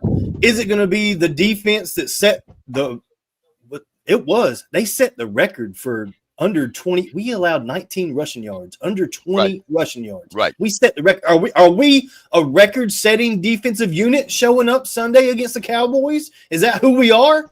That's my question. I don't know, because I've seen us look really fraudulent. Like Darren Waller doing whatever he wanted to do. Nobody could stop it. Nobody could slow him down for several quarters last week. You know what I mean? And Achane catching the ball in the backfield. Like was those not the most unbelievable catches Achane had out of the backfield? That one in the end zone, he was completely blanketed by Trevin Wallace. Trevin Wallace was in perfect position. I don't know how the football didn't hit him in the helmet. Somehow it went through between his helmet and his shoulder and made Achane catch that, and it squeezed through there, and Achane caught it in the back of the end zone right at the pylon. And it's just kind of bad beats. What I do like about this defense and why I do have a little hope, Cody, I have a little hope coming Sunday, because I'm hearing Princely talk about, we got together as players and we started holding each other accountable. We said we can't have 2 sacks in 4 games. That's not going to work. That's not good enough for us. That's not who we are. That's not what we're built for. That's not what we're about. And if that's the kind of attitude and accountability that this Panthers defense has going, well, I got some faith. I think we can hang with the Cowboys defensively, as a matter of fact. Yes, sir. I think we can too. I think this is a great opportunity for the Panthers to show up and show out and show what we're made of. Let me welcome a couple people into the show. First up, we got my man, Twan Don from the 704 Charlotte Bound Show. Twan, what's up, brother? Twan, my guys, what's going on, C3 family? What's going on, bro? What's good, brother? How you living, man? How y'all feeling? I'm good, bro. Ready for Sunday. Yes, sir, man. Hey, I think that we can really do some damage. I'm hoping so, man. I think this is an opportunity for us to really show what kind of team we are. Twan, how do you feel this Panthers defense is going to be able to fare against the Cowboys offense, passing and running? What are you looking forward to? I think I just heard D's, man. I think D's was 100% correct. It all depends on which defense shows up, I like it that I've been calling for the guys like to call a players only meeting. So I like that these rookies are together and that they're doing things different than what we did in the past, and and that they're taking things more personal. It's got to start with somebody, man. I mean, I feel like our future is in good hands. So, hopefully that meeting did something and these guys come out here more excited to continue what they did and get after the quarterback, man. But, so I saying everything. I like pressures too. You know, as Right. long as we can stop the Cowboys and win, you know what I'm saying? I'm good with that, you know. Right. If I may throw real quick in here, something that I remember Derek Brown saying right after the Falcons lost and we blew them out, and this was right after the game, so it kind of caught me a little bit off guard. But I assumed he was just being that leader, and I kind of shrugged it off. And after this game, I understand what he was talking about, because Derek Brown said, "Well, it was a nice win, but we need to stop and understand. We need to make this consistent. One good, strong blowout every season." Ain't nothing if you only win 5 games. And he was real settled that he wasn't celebrating one win. You got to make a consistent defensive effort. And if they're out now, a couple games later, so that destruction that butt whooping that we took by the Pats the very next week might have woke some of these kids up and some of these vets and say, hey, Big D's right. If we want to be that defense, we have to come out every week and play that way. That's the good thing about what they did, is that they call this meeting not the win. Right. You know what I'm saying? So, I mean, I love that. You know what I'm saying? And yeah. I think for this Sunday, Evero, I've always give Evero some advice. On half of those plays, he has to have somebody back there spying Dak Prescott, because that could be the difference taking off. Yeah, Dak's been using his legs a lot lately, I feel like. And he's been successful doing it. Passing, but he can take off. Yeah. Hey, let me welcome in one more. Let me welcome in one more person to the show. Let me welcome in my guy, Poppin', back on the free for all. Pop, what's up, brother? How you living, man? What's going on, Cody? Trivia question: what does me and a scarecrow got in common? What's that? Sticks. All right, back to the regular program. Man, you dumb as hell. All right, man. So, let me pose that question to Poppin', and then I want to circle back to some of the other stuff we talked to and get their opinions on it. Pop, what do you make about the defense going up against this Cowboys offense? What do we need to do to shut them down? Can we stop Javonte Williams, who's been one of the better running backs in the NFL this season? Yeah, sorry about that joke. If some of y'all to get it, y'all can look up JID. It's called Sticks. He talks about what I was saying in there. Man, listen.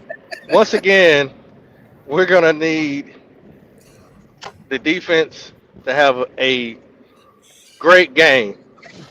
Great game. That's the only way I could put it.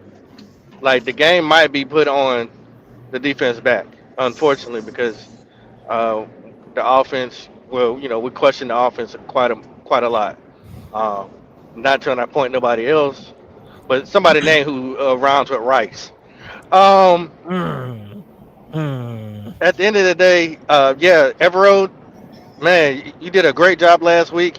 We need that same type of scheming effort that you have put out there.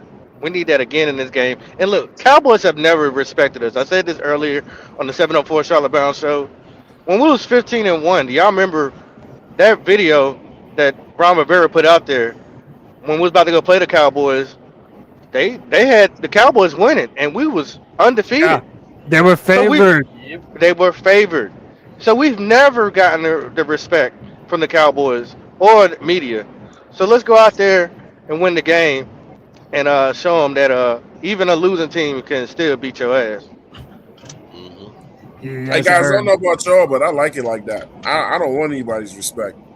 I like it that they sleep on us. You remember I told y'all at the beginning of the year, let them sleep. Same. I've always said the best Panthers are a slept-on Panthers. Yeah, disrespect the team, man. You know, I mean, look, when everybody was on our side was when we went to the Super Bowl in 2015 for that game and we lost.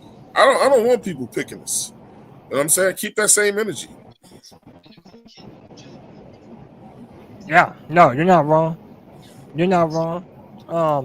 He mentioned that 2015 game, Cody, before you go real quick. And it's interesting because we're doing the black helmets with the blue jersey and the blue pants. And I don't recall us doing the blue jersey and blue pants together anytime recently, even blue socks as well. So this is kind of a throwback or a nod to that game, Jake. I'm kind of excited. I like that. I like that little we're clip gonna- they did with Ransom to introduce that. That shit was dope. I don't know what the outcome's gonna be Sunday, but dude, we're gonna look fire at least. Dude. What helmet are we wearing? The The black black one. one. The black, Oh, black yeah. helmet, blue jersey, Hey, blue you see, look at pants, this pop. blue That shit socks. dope right here. Watch it. Look at that. Watch Ransom. Nah, this ain't supposed to be here. Oh, bro. Yeah, that's funny. I want one of them helmets so damn bad, man. He said, "Oh, this ain't supposed to be it." Go get one, bro. Go get one.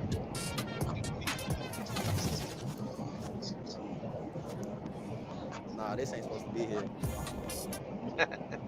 So we're gonna see the blue pants, the blue jerseys, and the black helmet. Bro, that shit's about to go hard, bro. We ain't never wore that before. It's gonna be the Color Rush uniforms with the black helmet. Hey, man, you know what happened the last time we wore them color rushes? Nasty. Cowboys, bro.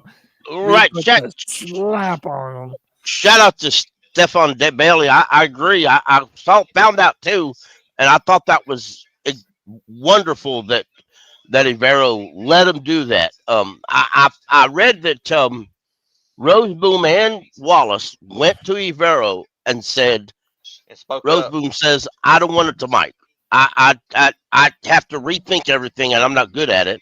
And Wallace wanted to Mike, so Rivero swapped them. That's why they both played so good last week, because Wallace said it fit his personality better, and Roseboom didn't want all that calling plays and directing people. He just wanted to go out there and hit people and make plays. And I think both of them played real good football that way. And sometimes that's all it takes is to be honest with your coach and say, hey, bro, I fit this spot over here. And the coach is willing to adapt to it and let it happen. So, yeah, I mean, kudos to Rivero for that. Listen, we've talked a lot about Rivero these past couple seasons, but man, this is the defense has been one of the better parts of this team. If he keeps calling defenses like this, if our defense stays ranked where they're ranked at, he'll be a head coach next year, and we'll get nothing. Hey, real quick, I wanted to go back to Twan and Pop on this real quick. I wanted to let y'all touch on the rushing attack for the Panthers. Rico Dowdle goes for over 206 yards. But Chuba, we're gonna have him coming back at some point. Did Rico do enough to y'all to prove that he is the number one running back on this team, or do you think that they're gonna try to do like a two-headed monster thing, like what they do in Detroit with Javonte Williams and with Ty Montgomery and Jahmyr Gibbs? How do you think the Panthers navigate their rushing attack going forward? I'll let Twan go because me and Twan argue about this kind of stuff. Well, let's do it. Man. So I don't care who's the lead rusher. I did a show 2 days ago, I think it was. It was titled "Run the Damn Ball: The Panthers DNA." Our DNA when we've won and won well is running the ball with two running backs in the backfield and a nice defense. That's always been our DNA when we've won games consistently, that where we look dangerous and ugly. If Canales doesn't know after the last game that if you got 2,000-yard backs, now the O-line looks different because the O-line is on hospice right now. So that changes a little bit, but they didn't look bad last week, you know what I'm saying, even with missing people. And I'm glad that Christensen is in there anyway. Yeah. But if you don't know to run the ball, like when we had smash and dash, like when we back in the game, the teams where we had these double running back threats, if you don't know to take the ball out of Bryce's hands a lot more and run both of those guys down teams' throats and don't understand that that's going to open the pass up. You don't even have to be a great coach to understand that. So the defense is playing well now if they could just stay consistent. But what I like about that defense is it's young too, man. So they're going to be something to deal with in the future. But old school football is not dead. Pickle can tell you that. Run the fucking ball, man. Defenses hate tackling nowadays. They try to knock you over. They don't like to wrap up. And a defense can tell you they'd rather chase the quarterback and chase wide receivers than to tackle any day. So Canales doesn't know to give every team that we play a heavy dose of that damn running, and especially when Chuba gets back. Like, damn, when are they gonna stop? If it's working, you don't fix it. You don't fix something that's not broke. So defense and running the ball is our DNA. It's how most teams win. When you run the ball down somebody's throat effectively, we got 2,000-yard backs. Whoever's having the better game is who you run more. Yeah, Twan, I found out something this week that I don't know that a lot of people know. With all the top running backs in the NFL and all the elite running backs, Rico Dowdle said Sunday was the first time it's been done this season that a running back gets over 200 yards rushing. Right. The first time this season. So, and there are some of the traditional best running backs in the league that aren't looking good right now. The Ravens offense and defense look atrocious. They wish they had Rico Dowdle on their team. They said it was 4 yards from the franchise record, Twan. 4 yards from our all-time ever highest run. Was that D'Angelo Williams that holds the record? I believe Yes, so. he will. Yeah. Yes. Imagine Rico Dowdle running down your throat. Like, if we could just get half of that every game, and then you got to deal with Chuba coming in behind him with short yardage of getting those pounding out those first downs, and you got to tackle him. That's going to tire our defensive line out quicker than anything. A healthy dose of Rico Dowdle and Chuba Hubbard is a nasty combination, especially if you get it going multiple games. That's nasty. If you can get that going, I mean, we really could do something dangerous on offense. I mean, we really can. That opens up the whole team by doing that. And when you start running the ball down somebody's throat, guess what that opens up? Passing attack. Adderall is wide open. Excel is wide open. Horn is wide open. Coker, when he gets back, is wide open. Canales likes to cheat. Tell him, Pickle, you cannot cheat the game or you will lose. You have to run the ball first. When you air it out, that's cheating. Unless you got a Mahomes on your team, most teams don't. Yeah, let me get popping. And Pop, you said what were you gonna? You said you and Twan had a difference of opinion about the Russian attack. What were y'all talking about? We have a different opinion on what back does what. I'm at my point of view is that Rico is more explosive. I said it before the season started. That's why I love the addition because he just has good takeaway speed, and I think he sees the hole a little bit better and more wiggle. Pause. But that's what me and Twan talk. And it's nothing against Chuba. I'm not saying. Yeah, I'm not saying Chuba's a bad running back. I'm not saying that at all. They're just different style. And I really wanted a scat back, somebody can flare out, but he kind of does that too. He kind of all purpose. But unfortunately, we won't be seeing Chuba this weekend because he's out. So this is what I call the year of the rookies. We have to get Trevor Etienne in there, get him in some inside run scheme as well. I mean, the kid's elusive enough. We've seen him when things crashed out. He still made something out of nothing. I mean, that's what you got him from. I mean, you got him from Georgia. He knows how to run the ball. He's small, compact, and he's elusive too. So I think we need to run the ball 30 times. Of course, I think that if Dowdle's body is up for it, if he's still good, he should get the bulk of it. But mix Trevor Etienne in there as well. Unfortunately, we have to make the excuse that you got to take the ball out of your quarterback's hands.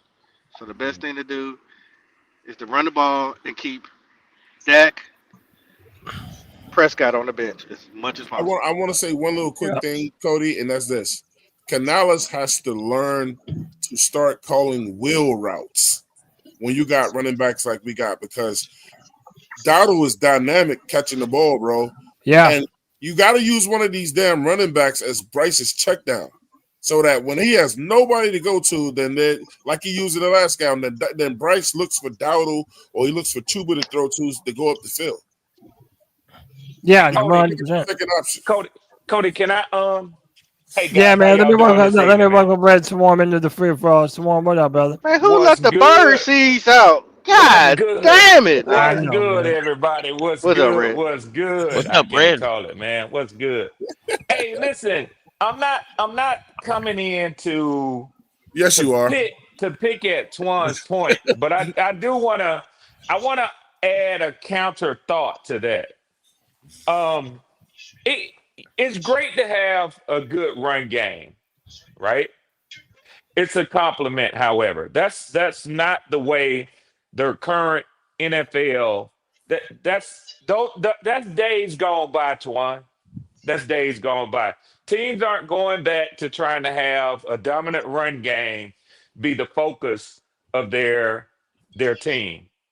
If that were the case, then why are running backs a dime a dozen and you spend 30% of your cap on quarterbacks? It's easier to find good running backs than it is a great quarterback.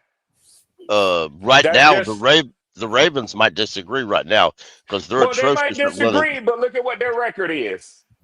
They might Yeah, disagree. They might yeah, disagree. it ain't good this year.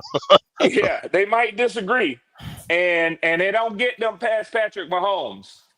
No, So yeah, either you got that dude at quarterback, or you're gonna be a mediocre team at best. You ain't winning no championships with that That's what formula Twan's no saying. more. That's what Twan's saying. Yeah, And you basically, ain't winning no championships with that formula no more. Just a great run game.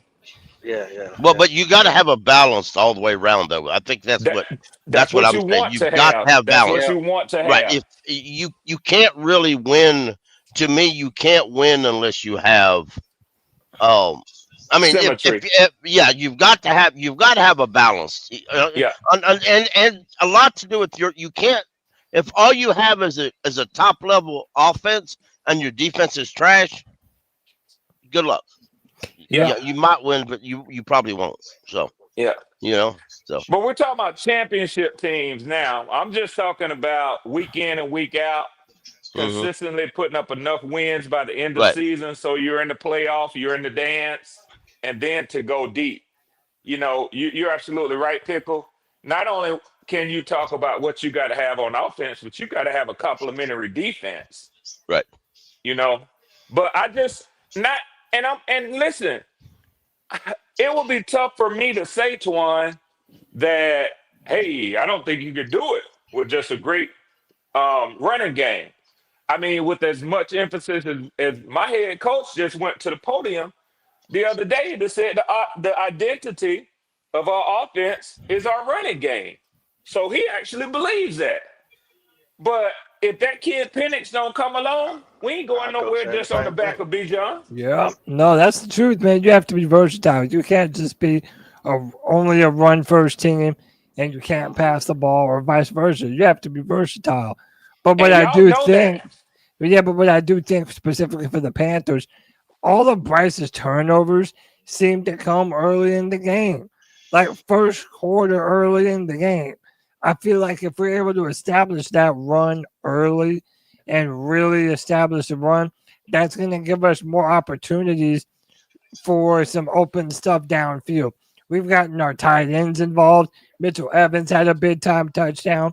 Jimmy Horn finally got involved. He got his hands on the ball.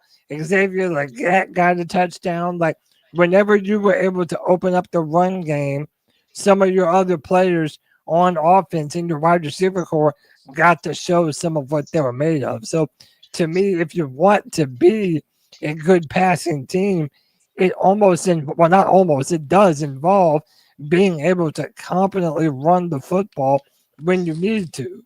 Like those things go hand in hand. Yeah, I don't disagree. And I didn't think about this until right now when you just mentioned that, Cody, about so many of the turnovers occurring, early in the game. I think that's problematic on a whole nother level because a large percentage of that game plan is already scripted. I mean, the coach really doesn't even have to call that shit in It's called because the bipolar, offense, Red. either that or he ain't seeing something. Yeah, hey man, let me welcome my man Alex back onto the free for all. Alex, what's up, brother? How you living, man? Hey, what's going on, Cody? What's going on, fellas? Happy Friday. Doing good, Happy man. Friday, Alex. Hey man, I'm gonna let you jump in wherever you want to get in on this. You want to talk about the Panthers rushing attack and how they're gonna split the reps between Dowdle and Chuba going forward, or what the Panthers defense needs to do to slow down Dak and Javonte Williams?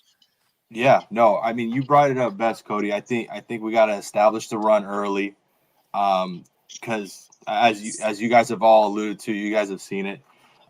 Bryce Young's had some early turnovers, like real early in the games that like cost us, and we're always coming from behind and trying to win games. So it's like if we could establish this run early, I'm a little nervous, but just because we're missing 3 starters from the O-line, I know.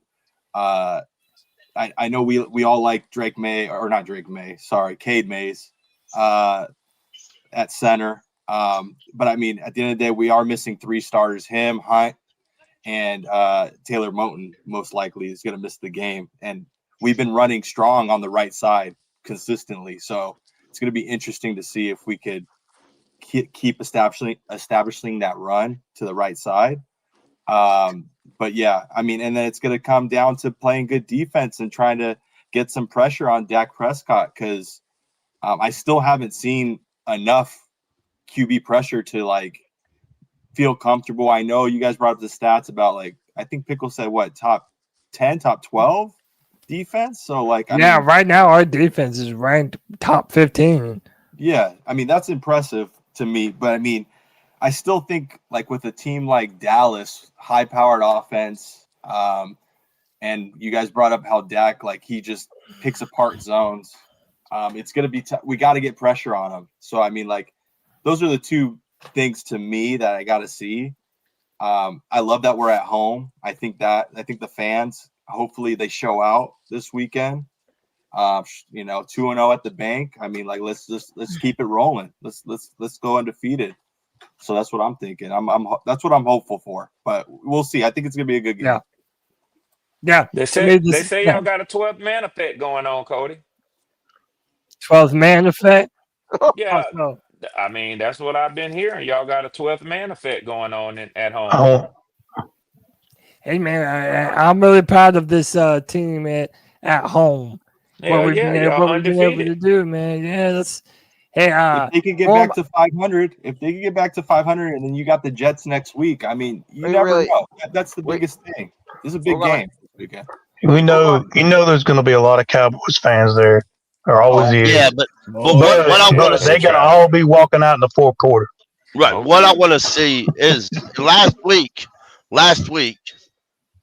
there were some Dolphin fans there, and they tried to start a chant. Well, to keep the Dolphins going, especially when the Panthers started to come back from 17-0.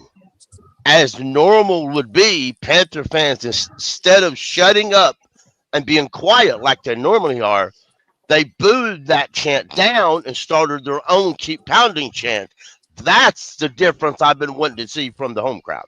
And I'll grant and I'll make some people mad. If it wasn't for Steve Smith running his mouth to the home team, maybe they wouldn't have done that shit. That's a good point, Pickle. Some necessary shit talk. Yeah.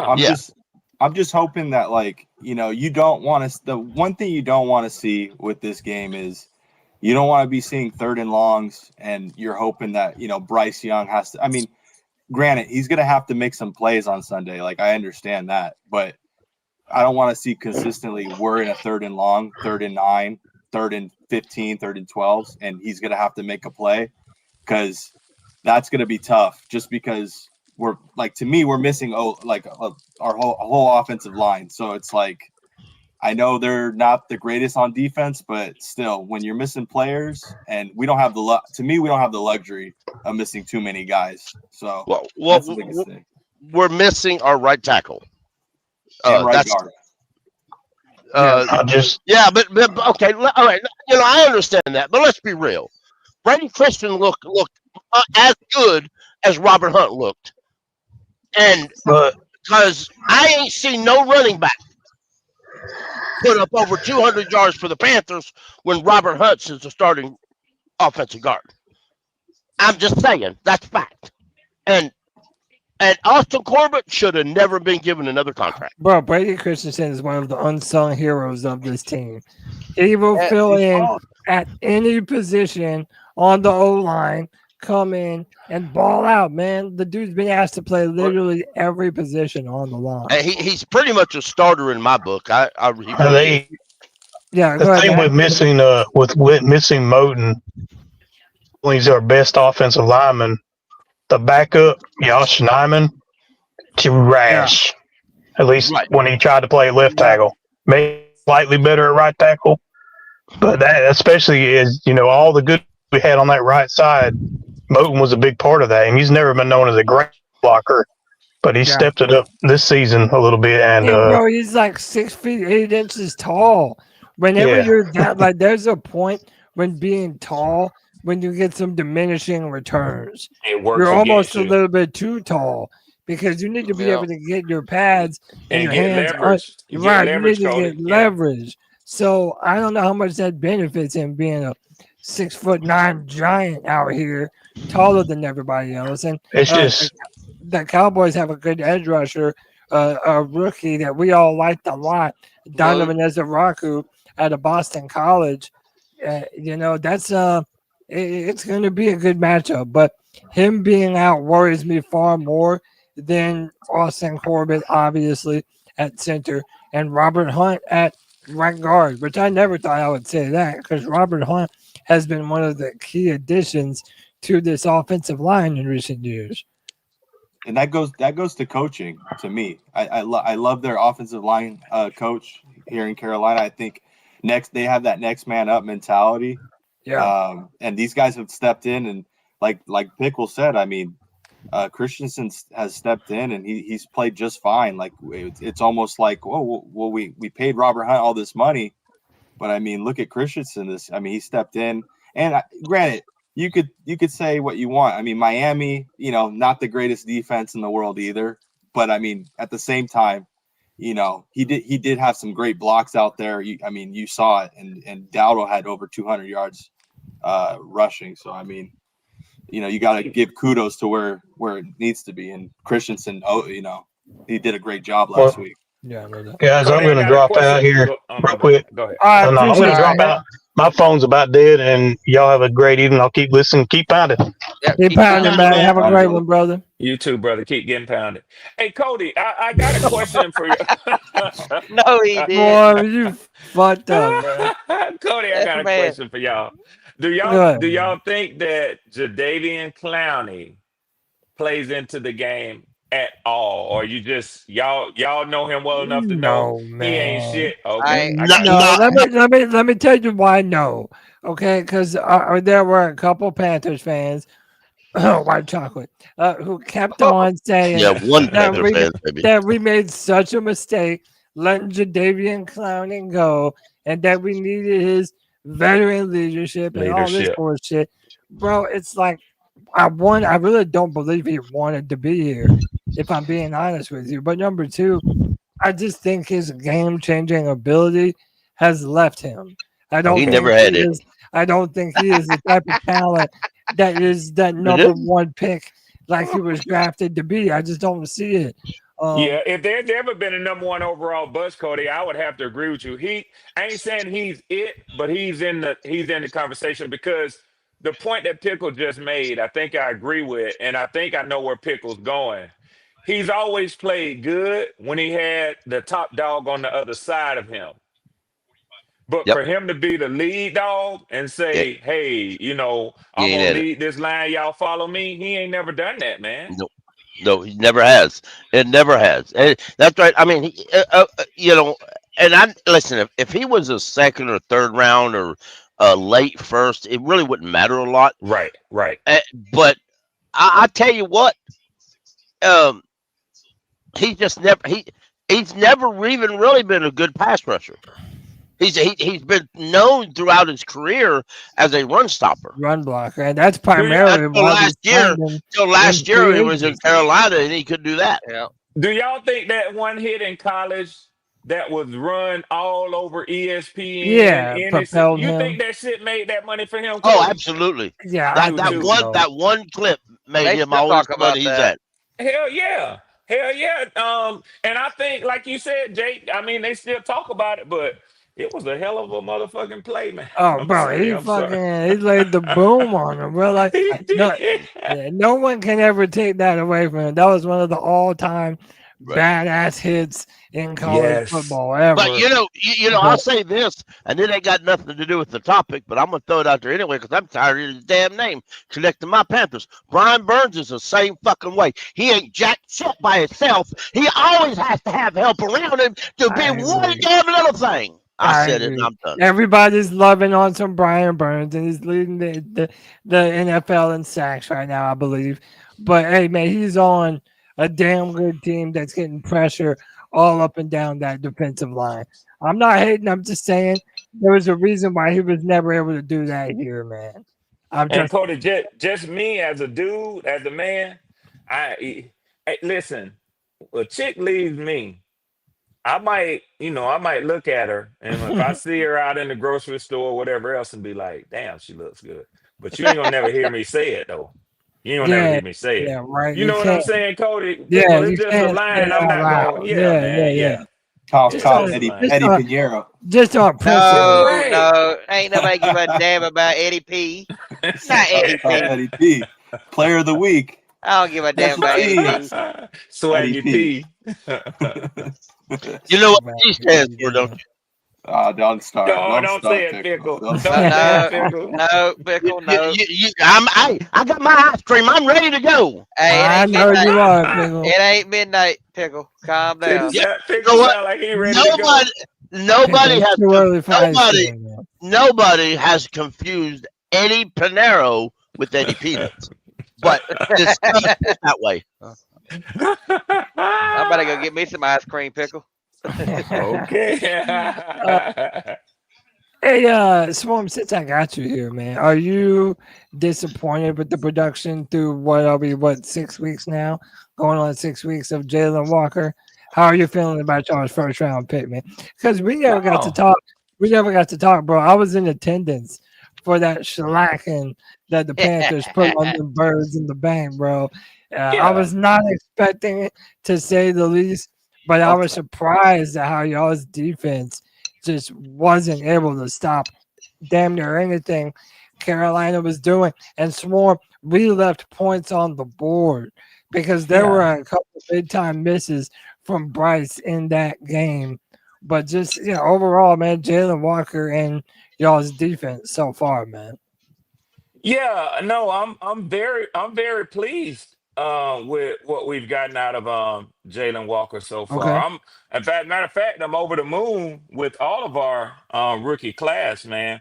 I'll give you this. Jalen Walker is in the top 4 in pressure rates per snap in the NFL among rookies.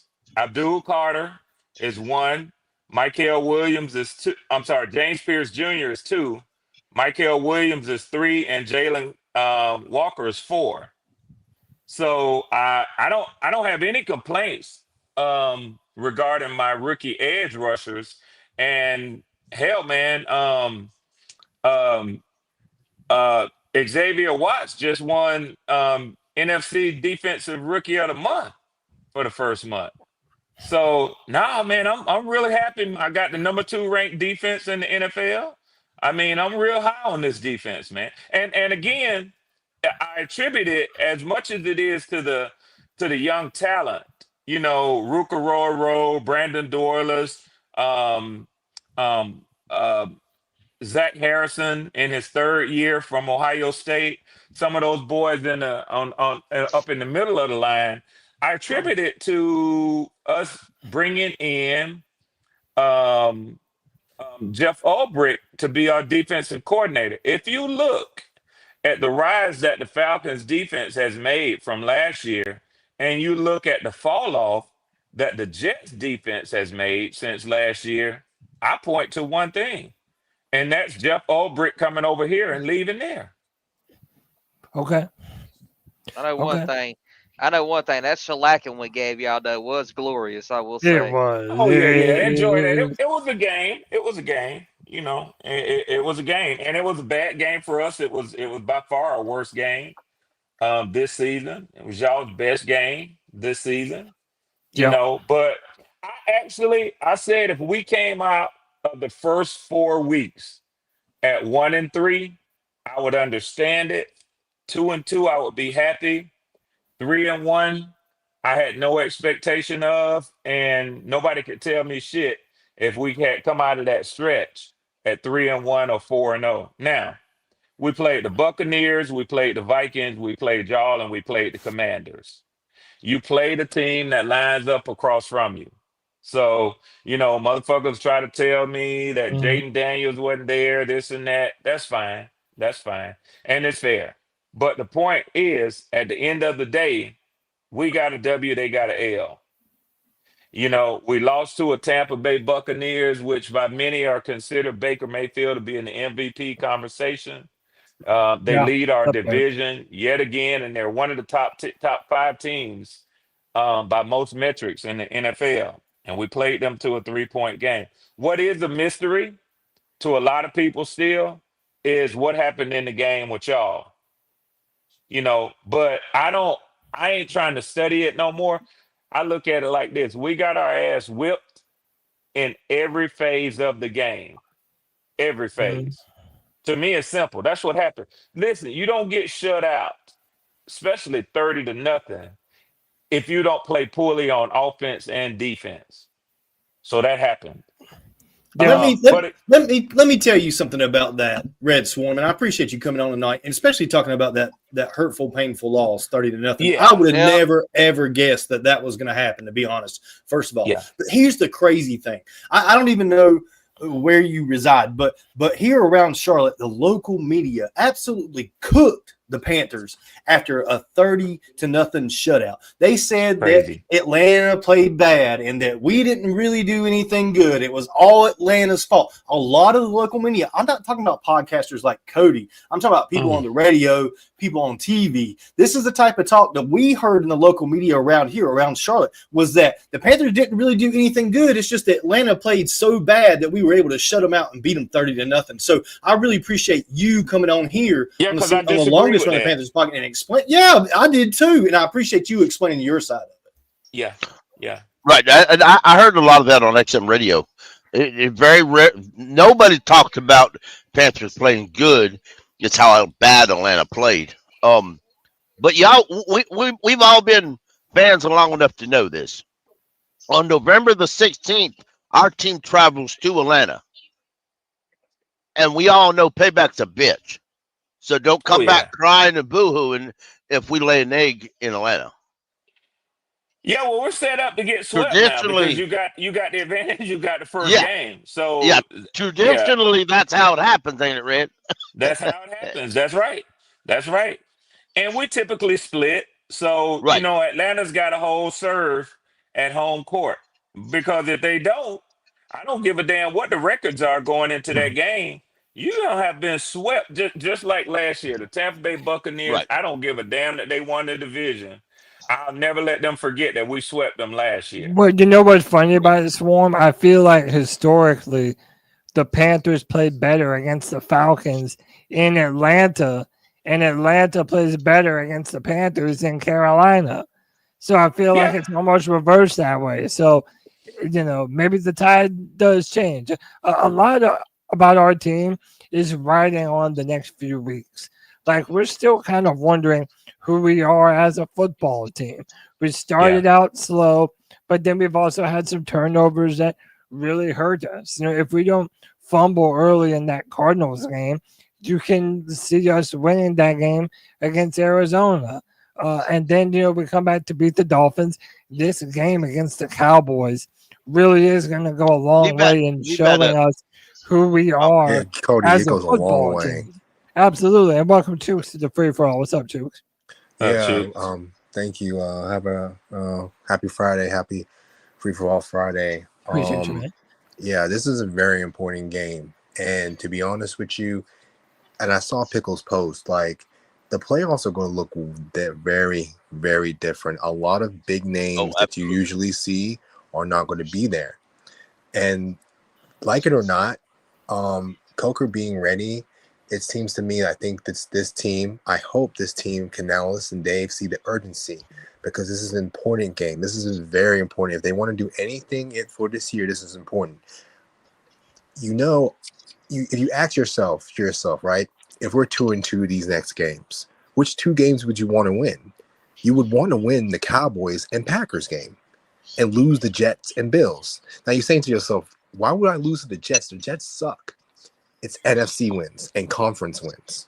You see what I'm saying? Conference wins. If you lose, let's just say we beat the Bills and beat the Jets. Okay, woohoo. Okay, we beat the Bills. But if we lost to the Cowboys and Packers, looking how the divisions is looking up and everything else, that means it is impossible to get into the playoffs. Yes, do the math. If we lose to the Cowboys and Packers, those are the 2 teams fighting for the wild card spots. They have the tiebreaker over us. You see what I'm saying? Yeah. Like you have to think. The Cowboys and the Packers tied, and if we beat the Packers and we beat the Cowboys, then we'll take that spot over both of them. Exactly. And if we beat the Packers, and like I said, we got to beat both of them. So yeah, I understand what you're saying. I do. I'm sorry. I don't see a world where we beating the Bills. It just doesn't. It don't. Yeah. That's not going to happen. But my thing is that this Hey, never say never, man. You just don't know. You're right. But I will don't know. Any given Sunday. I mean, yeah. I just feel like, in the sense, this game, if the Panthers can win this game, it can start a domino effect. And I'm just hoping that they can't just score 3 touchdowns and think they're going to win. The Panthers are going to have to score 4 more touchdowns. That's my opinion. That's my opinion. They're going to have to win the turnover battle too. I think they're going to have to win something. Something's got to give. You're right. Either you got to get 4 touchdowns, or they got to win the turnover battle.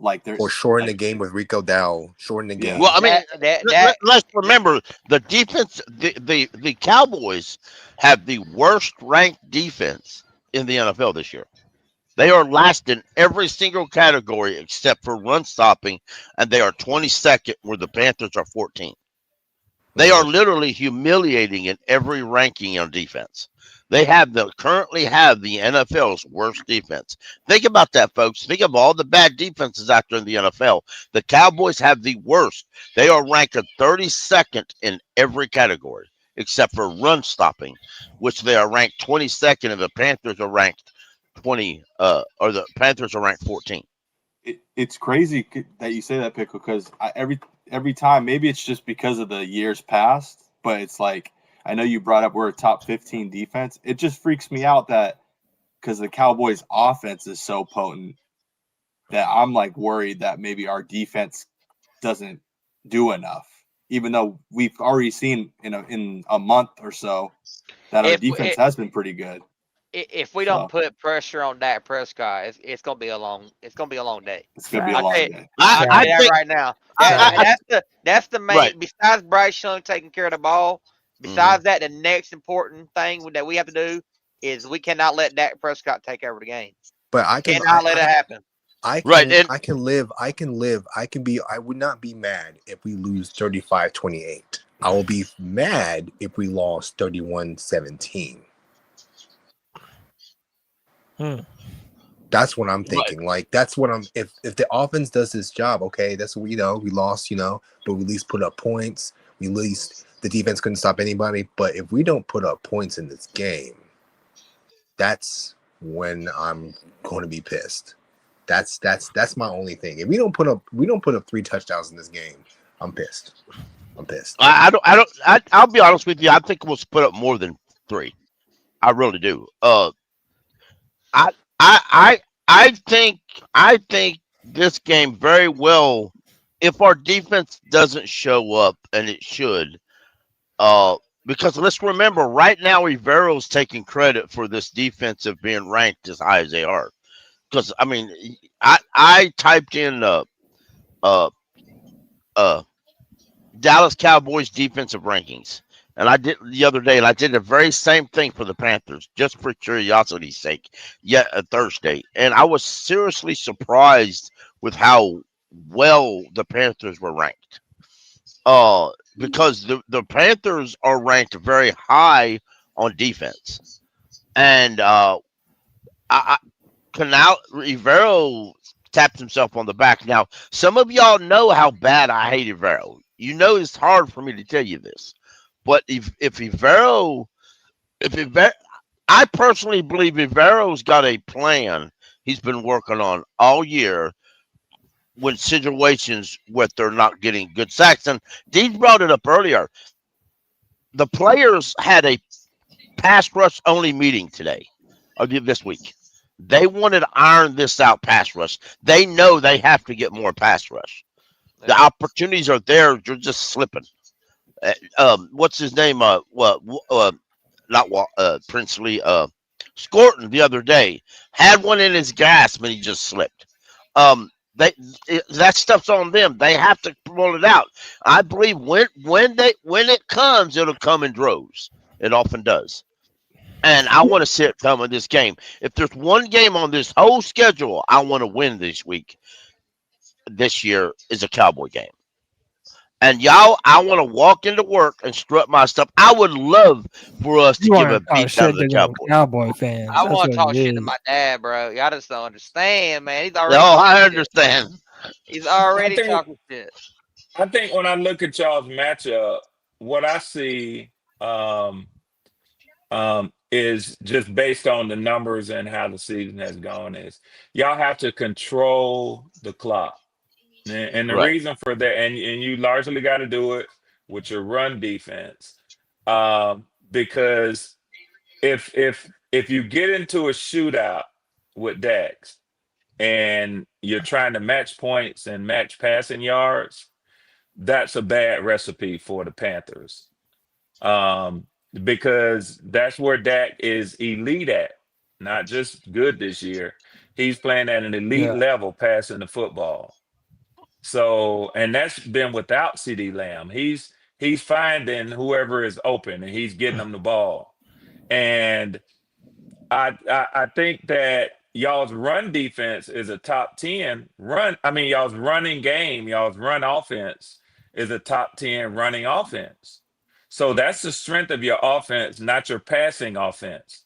So if you can control the clock, that keeps him off the field. It lessens the opportunity for him to put up big yards and touchdowns, and you make it a grind out game, a ground and pound game.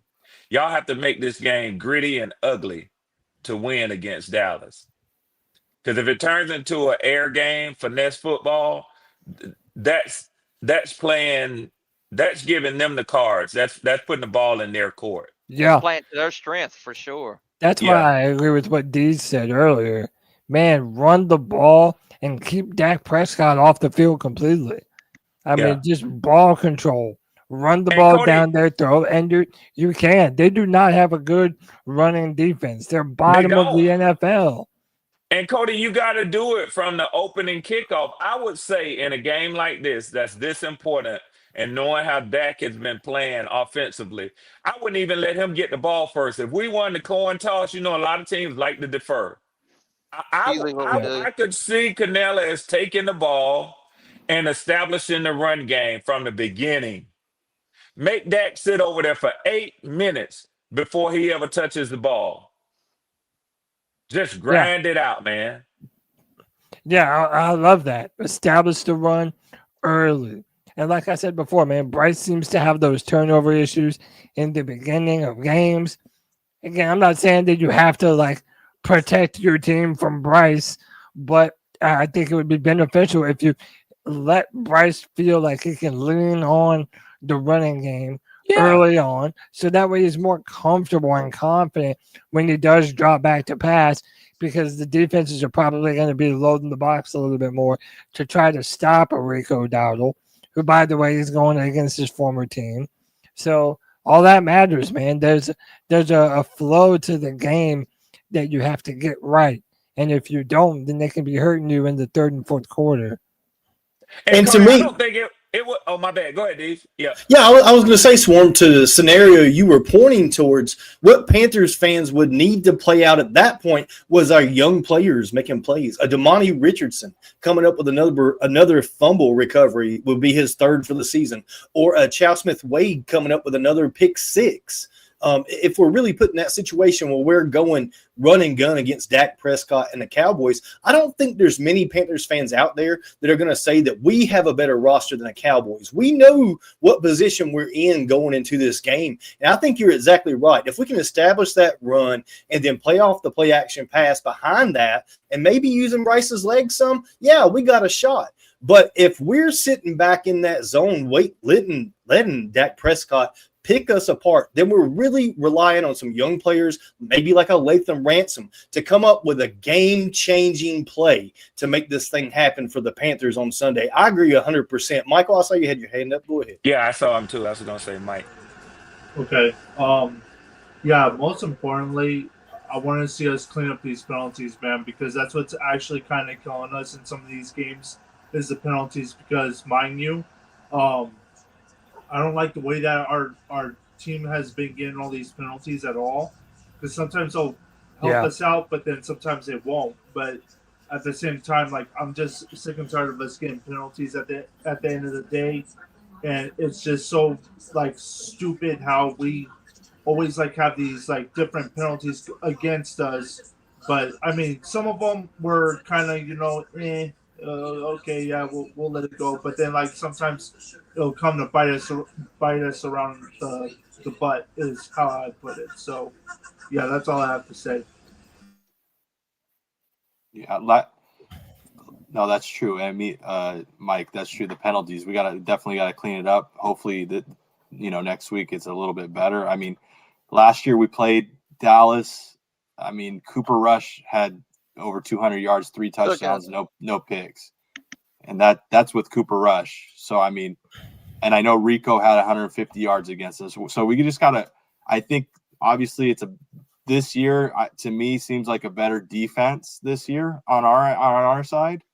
And then on their side, I think their defense was better last year than it is this year. So hopefully the tides turn.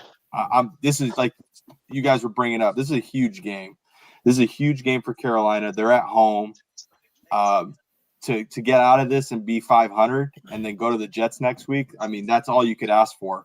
To me, that's where I feel like I thought by November, I thought if this team was 500 and they're in striking distance of Tampa, they have a real good shot of like possibly a playoff spot. But obviously, I don't want to get too ahead of myself, but you want to be around that 500 mark, especially when you're a team that's like growing and it's a team that hasn't made the playoffs in a while, so you want to be in that striking distance. Yeah.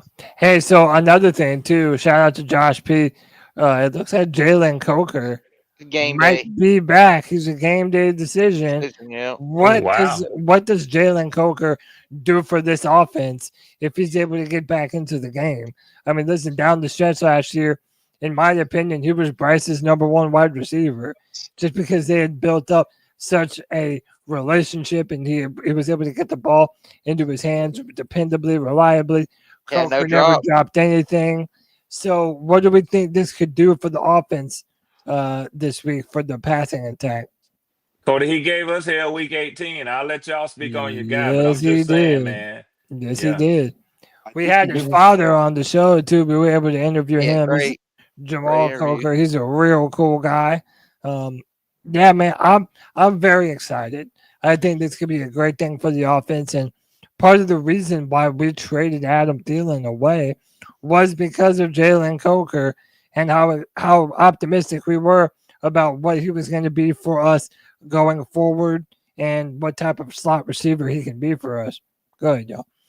Yeah, I mean, this is everything. Coker coming back, to be honest. XL coming back was big. Last week we saw that. XL, for all the hard time that Panthers fans gave him, he went out there and produced, and he played a great game, an amazing catch in the end zone for a touchdown. An amazing game, amazing catch late in the game on the game-winning drive, as a matter of fact. XL really produced as our number 2. What I think the chat has been kind of getting at and maybe missing the point is you got to remember that Bryson Tremaine right now, today, this second, is the number 2 leading receiver on the Carolina Panthers. Number 87 was never intended to be the number 2 wide receiver in receiving yards in 2025. That is not why he made this team. He made this team to play special teams. He made this team to block.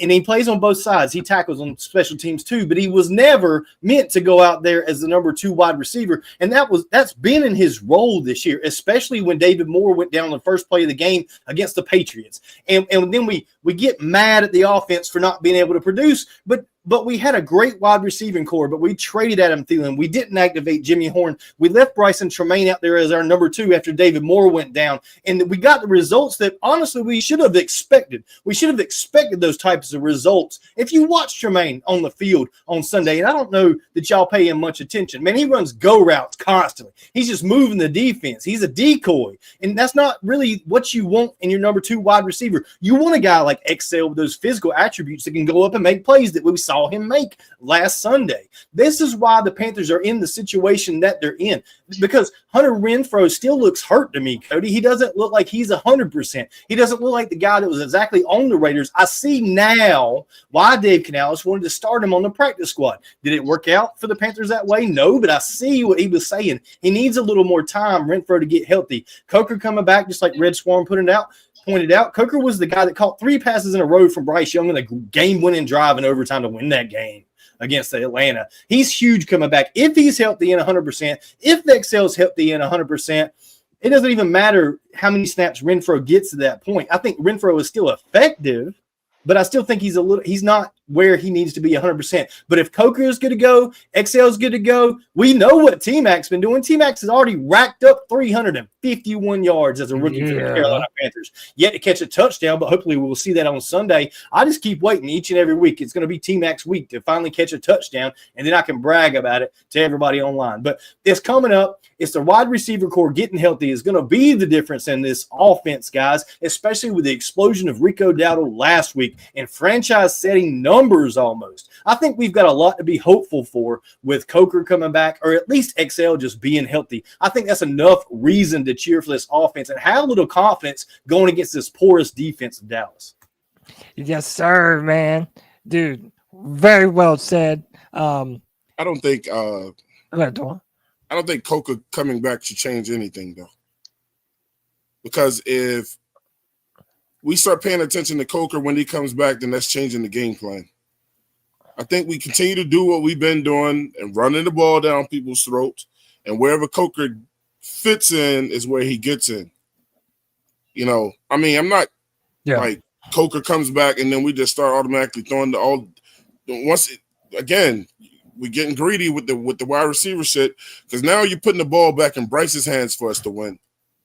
Coker coming back shouldn't change anything. If he's open, then throw it to him. But it should be dictated by that run first and Coker or whoever else second. You know, I don't, giving Bryce another weapon to throw to out there when what Bryce has shown us more than anything is that he can turn the ball over. You got to go with what works, man. The run game is what works. So Coker shouldn't change anything. He should be a part of the success, but it shouldn't change what we just did. Right. And I'm not advocating for force feeding.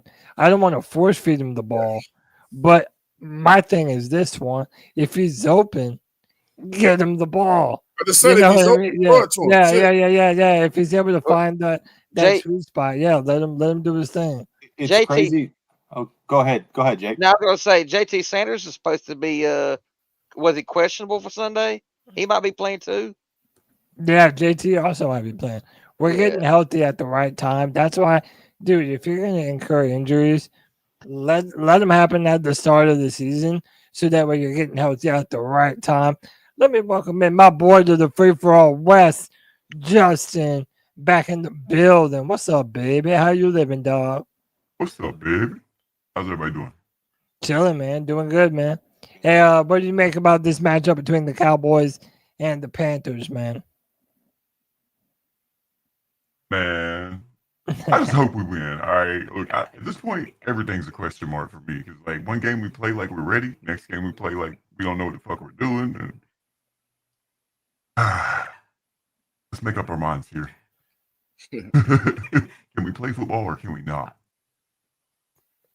Yeah, I mean, to me, leaning on the run, like what Twan was just saying, being able to hammer the rock, being able to stay consistent and not turn the ball over, not getting any penalties, like Michael was saying, cleaning up the penalties. To me, that's a recipe for winning. And we're undefeated at home, boys. Come on, man. We can keep this shit going. We just need to do this shit the right way, man. Can we do Cody, the rest of the season, just every game, home games? I'll be all right with that. I'm down with it, bro. All right.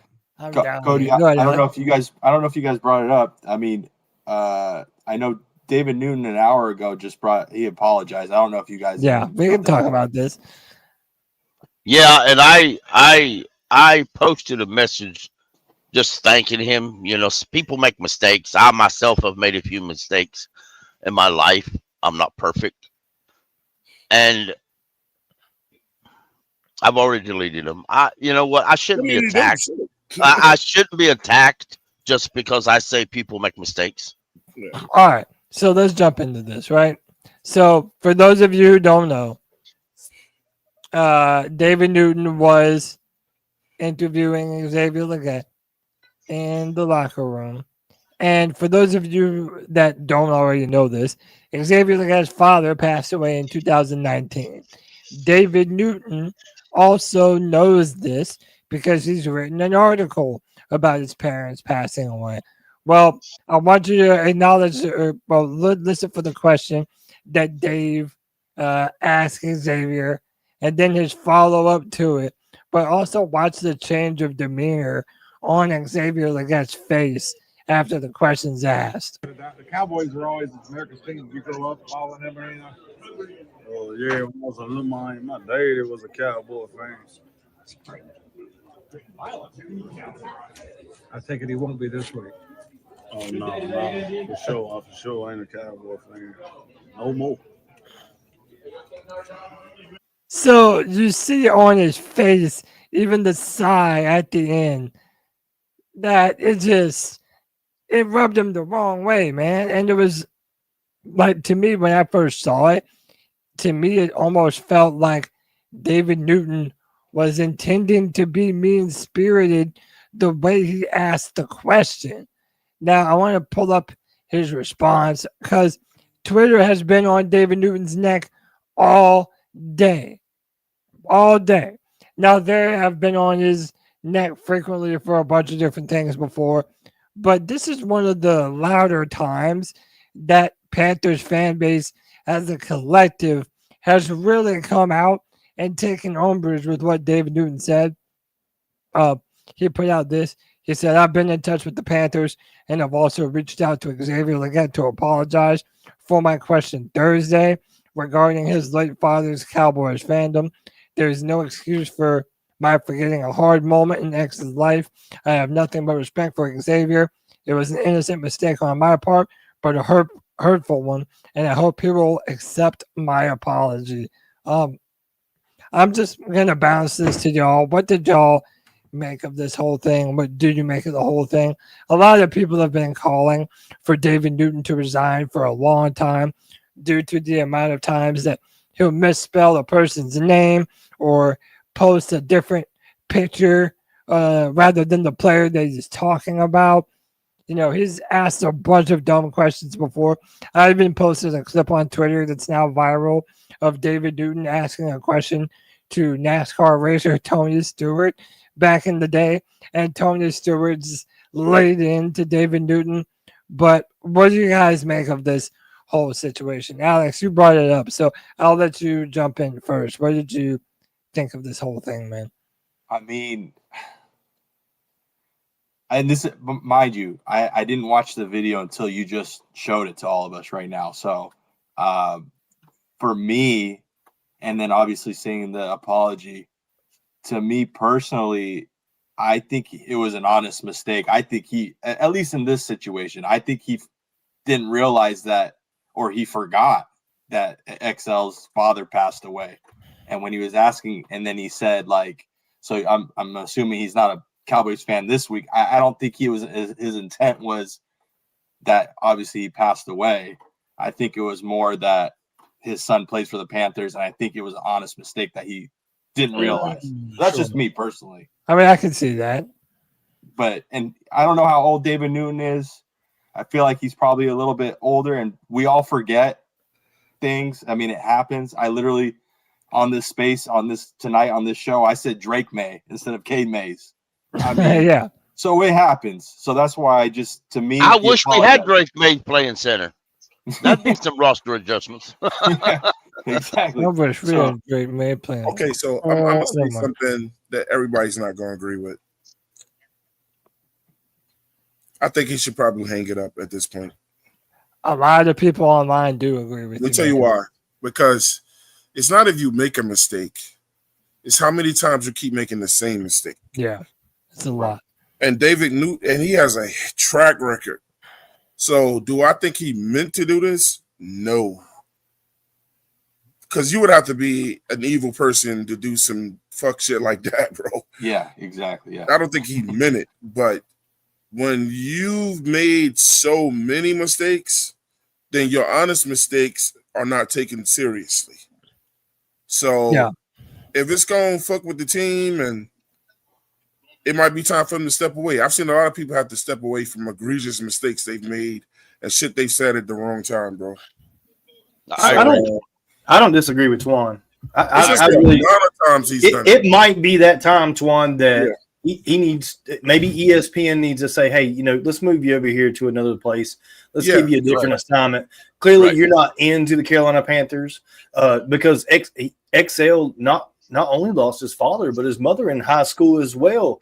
And he's talked many times about how his grandmother was such a big influence for him, especially through college, and all the help that he got from South Carolina as well to get through those years. And we know those are hard years for a person to develop and grow, especially after a tragedy like that in high school. And just the look on his face was enough for me to see how offended he really was from that question. And that it really hurt my heart to see XL make that face. He's had enough adversity with the Panthers already in his career. He had a great game last week, and it would have been nice to at least have a beat reporter from ESPN to come into the locker room of the Carolina Panthers and ask a dignified question to our number 2 wide receiver that's trying to develop for this team, Cody. Yeah, absolutely. And there's, like we've said, it's one event on top of another, on top of another, on top of another. He has rubbed multiple players the wrong way. He has rubbed multiple coaches the wrong way. This is not something that is just now rearing its head. It always surprised me. Like, listen, I'm never the one to call for another man's job when it's their livelihood, Hell, David Newton has come on C3 before. He's let us interview him. He was kind enough to let us speak with him. But I really am surprised that after all of the cuts that ESPN makes to their staff year after year after year, David Newton survives them all. Like the dude keeps his job even when they let go of. Yeah, I mean, even when they cut some of their most noted talent. Yeah, Dave Newton's still chugging along, man. That's Well, That's wild to me, man. let's be real. A lot of and listen, the Observer has had a lot of trouble keeping reporters. They really do. Mm-hmm. And the reason why is because, well, Panther fans themselves says it. Nobody wants. Why do you want to come cover the Panthers? Nobody's going to read your shit. I mean, really, why do you want to why, as a reporter who wants to make a name for themselves, want to cover the Panthers? They're not going to. So maybe no other teams are going to deal with that shit. But yeah, I'm not defending David Newton. Don't misunderstand that. I'm just saying that could be the reason why he's here, is because this is one of them jobs that David Newton's doing, and ESPN don't give a rat's ass enough about this market to find somebody else to put there. My thing is, like, that shit was caught on film. If I'm David Newton or he has advisors or something, I would apologize to him on video too. Like, I wouldn't do this apology online, like writing some words down. People nowadays, we're in a different time. People have to see apologies now, and I don't care if he does a one-on-one video with him where he just, I don't think him just saying I fucked up is gonna get it. Look, man, if this was his first mistake, no one cares. Yeah. Like, man, he could just easily, hey, look, I want to let everybody know from the bottom of my heart. Or if he does his own video, like just film himself going, hey, this is David Newton. Something happened recently where and I want to just let the Leggett family know from the bottom of my heart. That fixes shit for a lot of people, man. Should have already happened, Twan. He should have already posted that online. Yeah, not words. Over in the text. Yeah, that's garbage, bro. I don't believe that either. Not the words is garbage nowadays, man. People got to see that you are sincere. But I still think I think that's the right thing to do, and then he still walks away. Yeah, and this is the only time.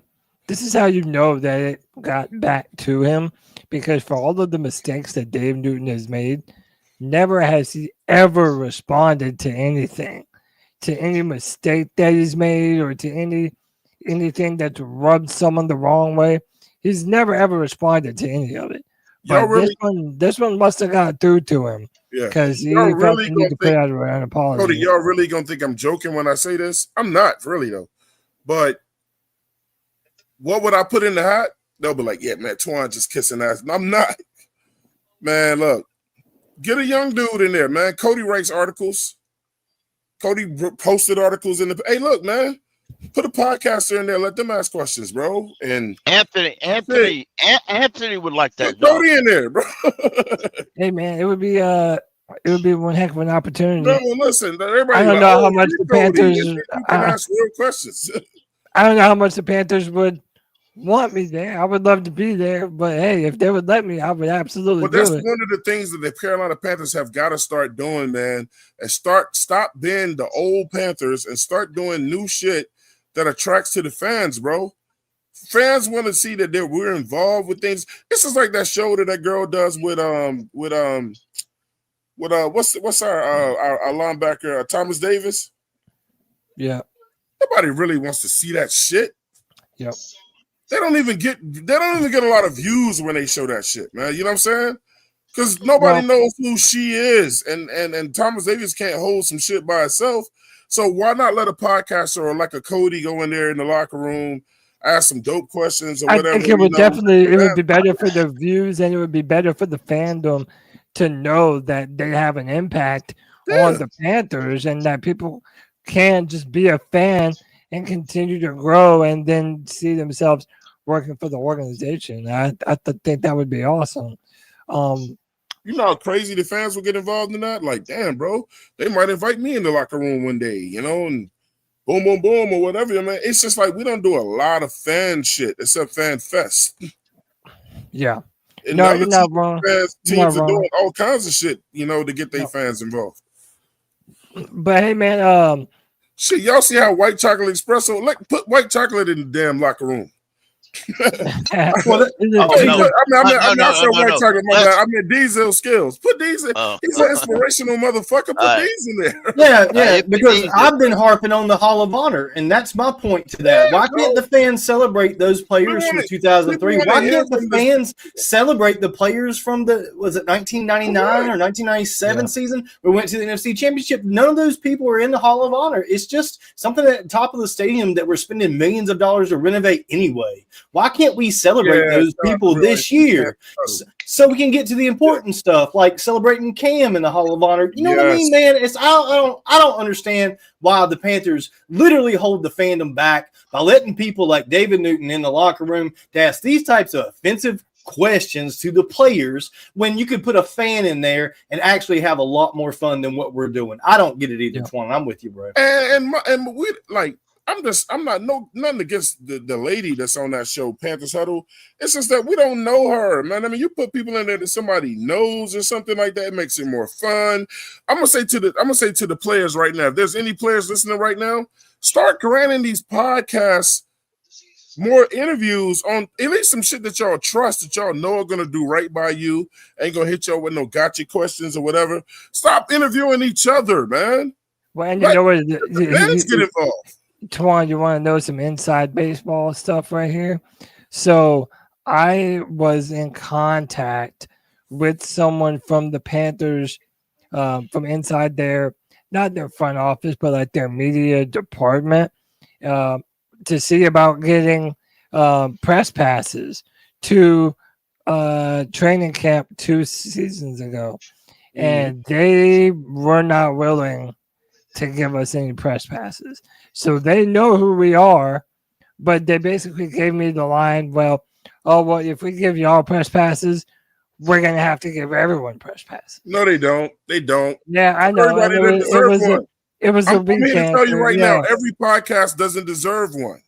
Everybody doesn't deserve one.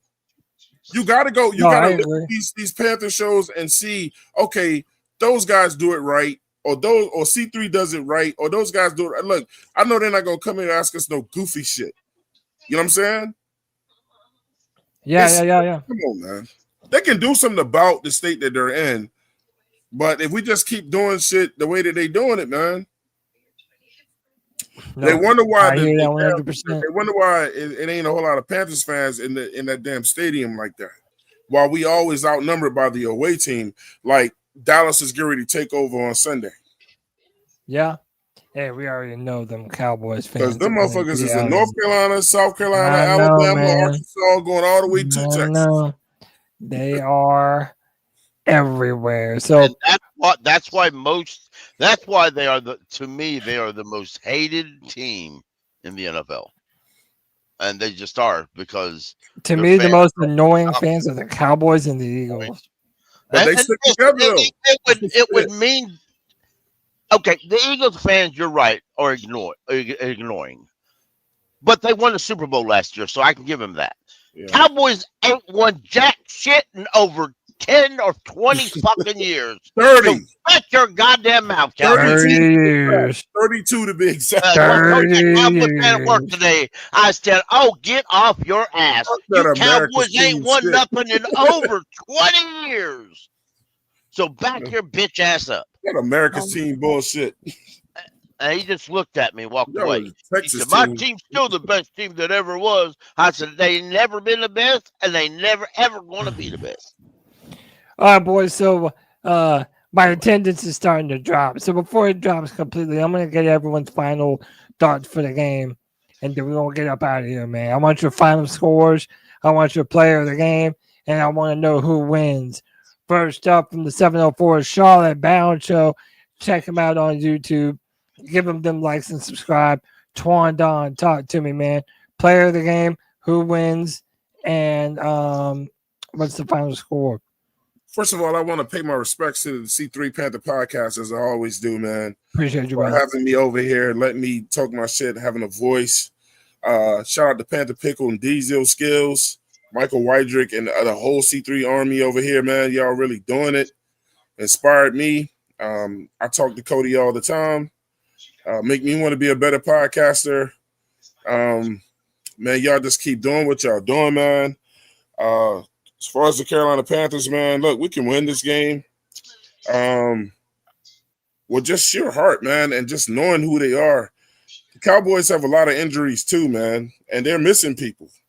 They're missing their main guy on defense. CeeDee Lamb ain't playing. They got a lineman that's going to be out and some backup players too. I hope Dowdle doesn't come in and make this game personal and, remember that what he's doing it for. And that's for the Panther that's on his jersey, as well as his name on the back and his family or whatever. But I do think Carolina will protect the bank again. And I think we'll win probably by 10 or more points, man. I think we can sneak up on the Cowboys. I think if we run the ball and stick to that run, we'll make it hell for them. You know what I'm saying? And then it'll open that pass up, and then the guys will look like they look. But it don't even have to be a close game. But I'm going to pick the Panthers to win, man. You know what I'm saying? I don't do the scores. I'll just say we'll beat them by more than 10. 12-point win. Let's go. Keep that home streak alive. Twandon, I appreciate you, brother. Michael Wydrick, appreciate you as always, bro. Give me your final score. Who's going to win and play of the game? I'm going to go with the Panthers. I'm going to go 27-18. And my player of the game will have to be Rico Dowdle for this one. Let's go. Rico Dowdle getting back in the action. Panther Pickle, give me your player of the game, final score, and who wins. My player of the game is Rico Dowdle. I think he gets over 200 yards rushing. I think the Panthers win 32-7. And Pickle, if he does that back to back, I'm running out and buying a jersey that evening. I wasn't going to be that outlandish, but yeah, the Cowboys are horrible on defense. Horrible. And listen, the 7 part, that might be a little bit much because Dak's a good quarterback. But if you look at this team, the Cowboys have 2 weapons, Dak Prescott and Pickett, the wide receiver. That's all they got. They don't got nothing else. They really don't have anything else. And to me, you stop them 2 things, and our defense should be able to stop them 2 things.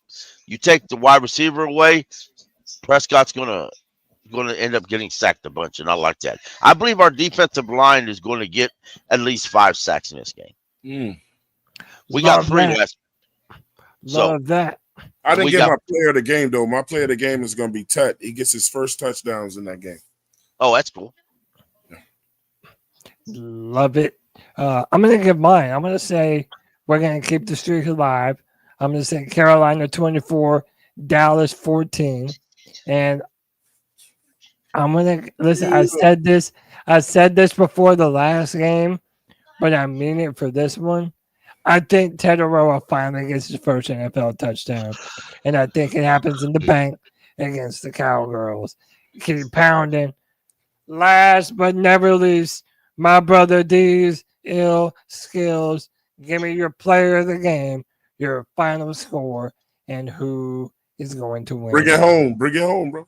Let's talk about what this defense has done at home in their first 2 games. So the first time at home they shut out Atlanta, gave up 0 points, never let Atlanta cross the 30-yard line. The second game, which we just saw last week, they set a franchise record for rushing yards allowed at 19.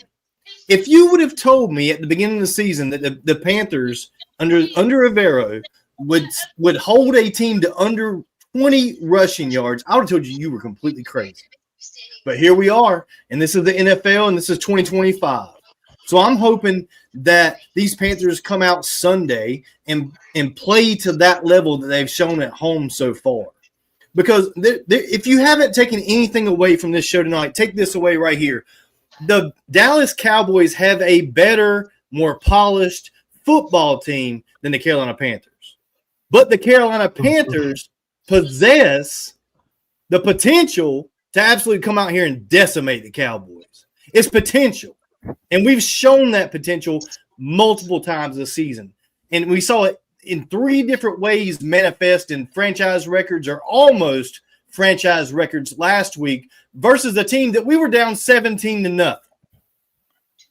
So I give my Panthers a shot on Sunday. We've got a chance to show that potential one more time at home at the bank and become a 500 team. Finally. It's been a long wait for Panthers fans.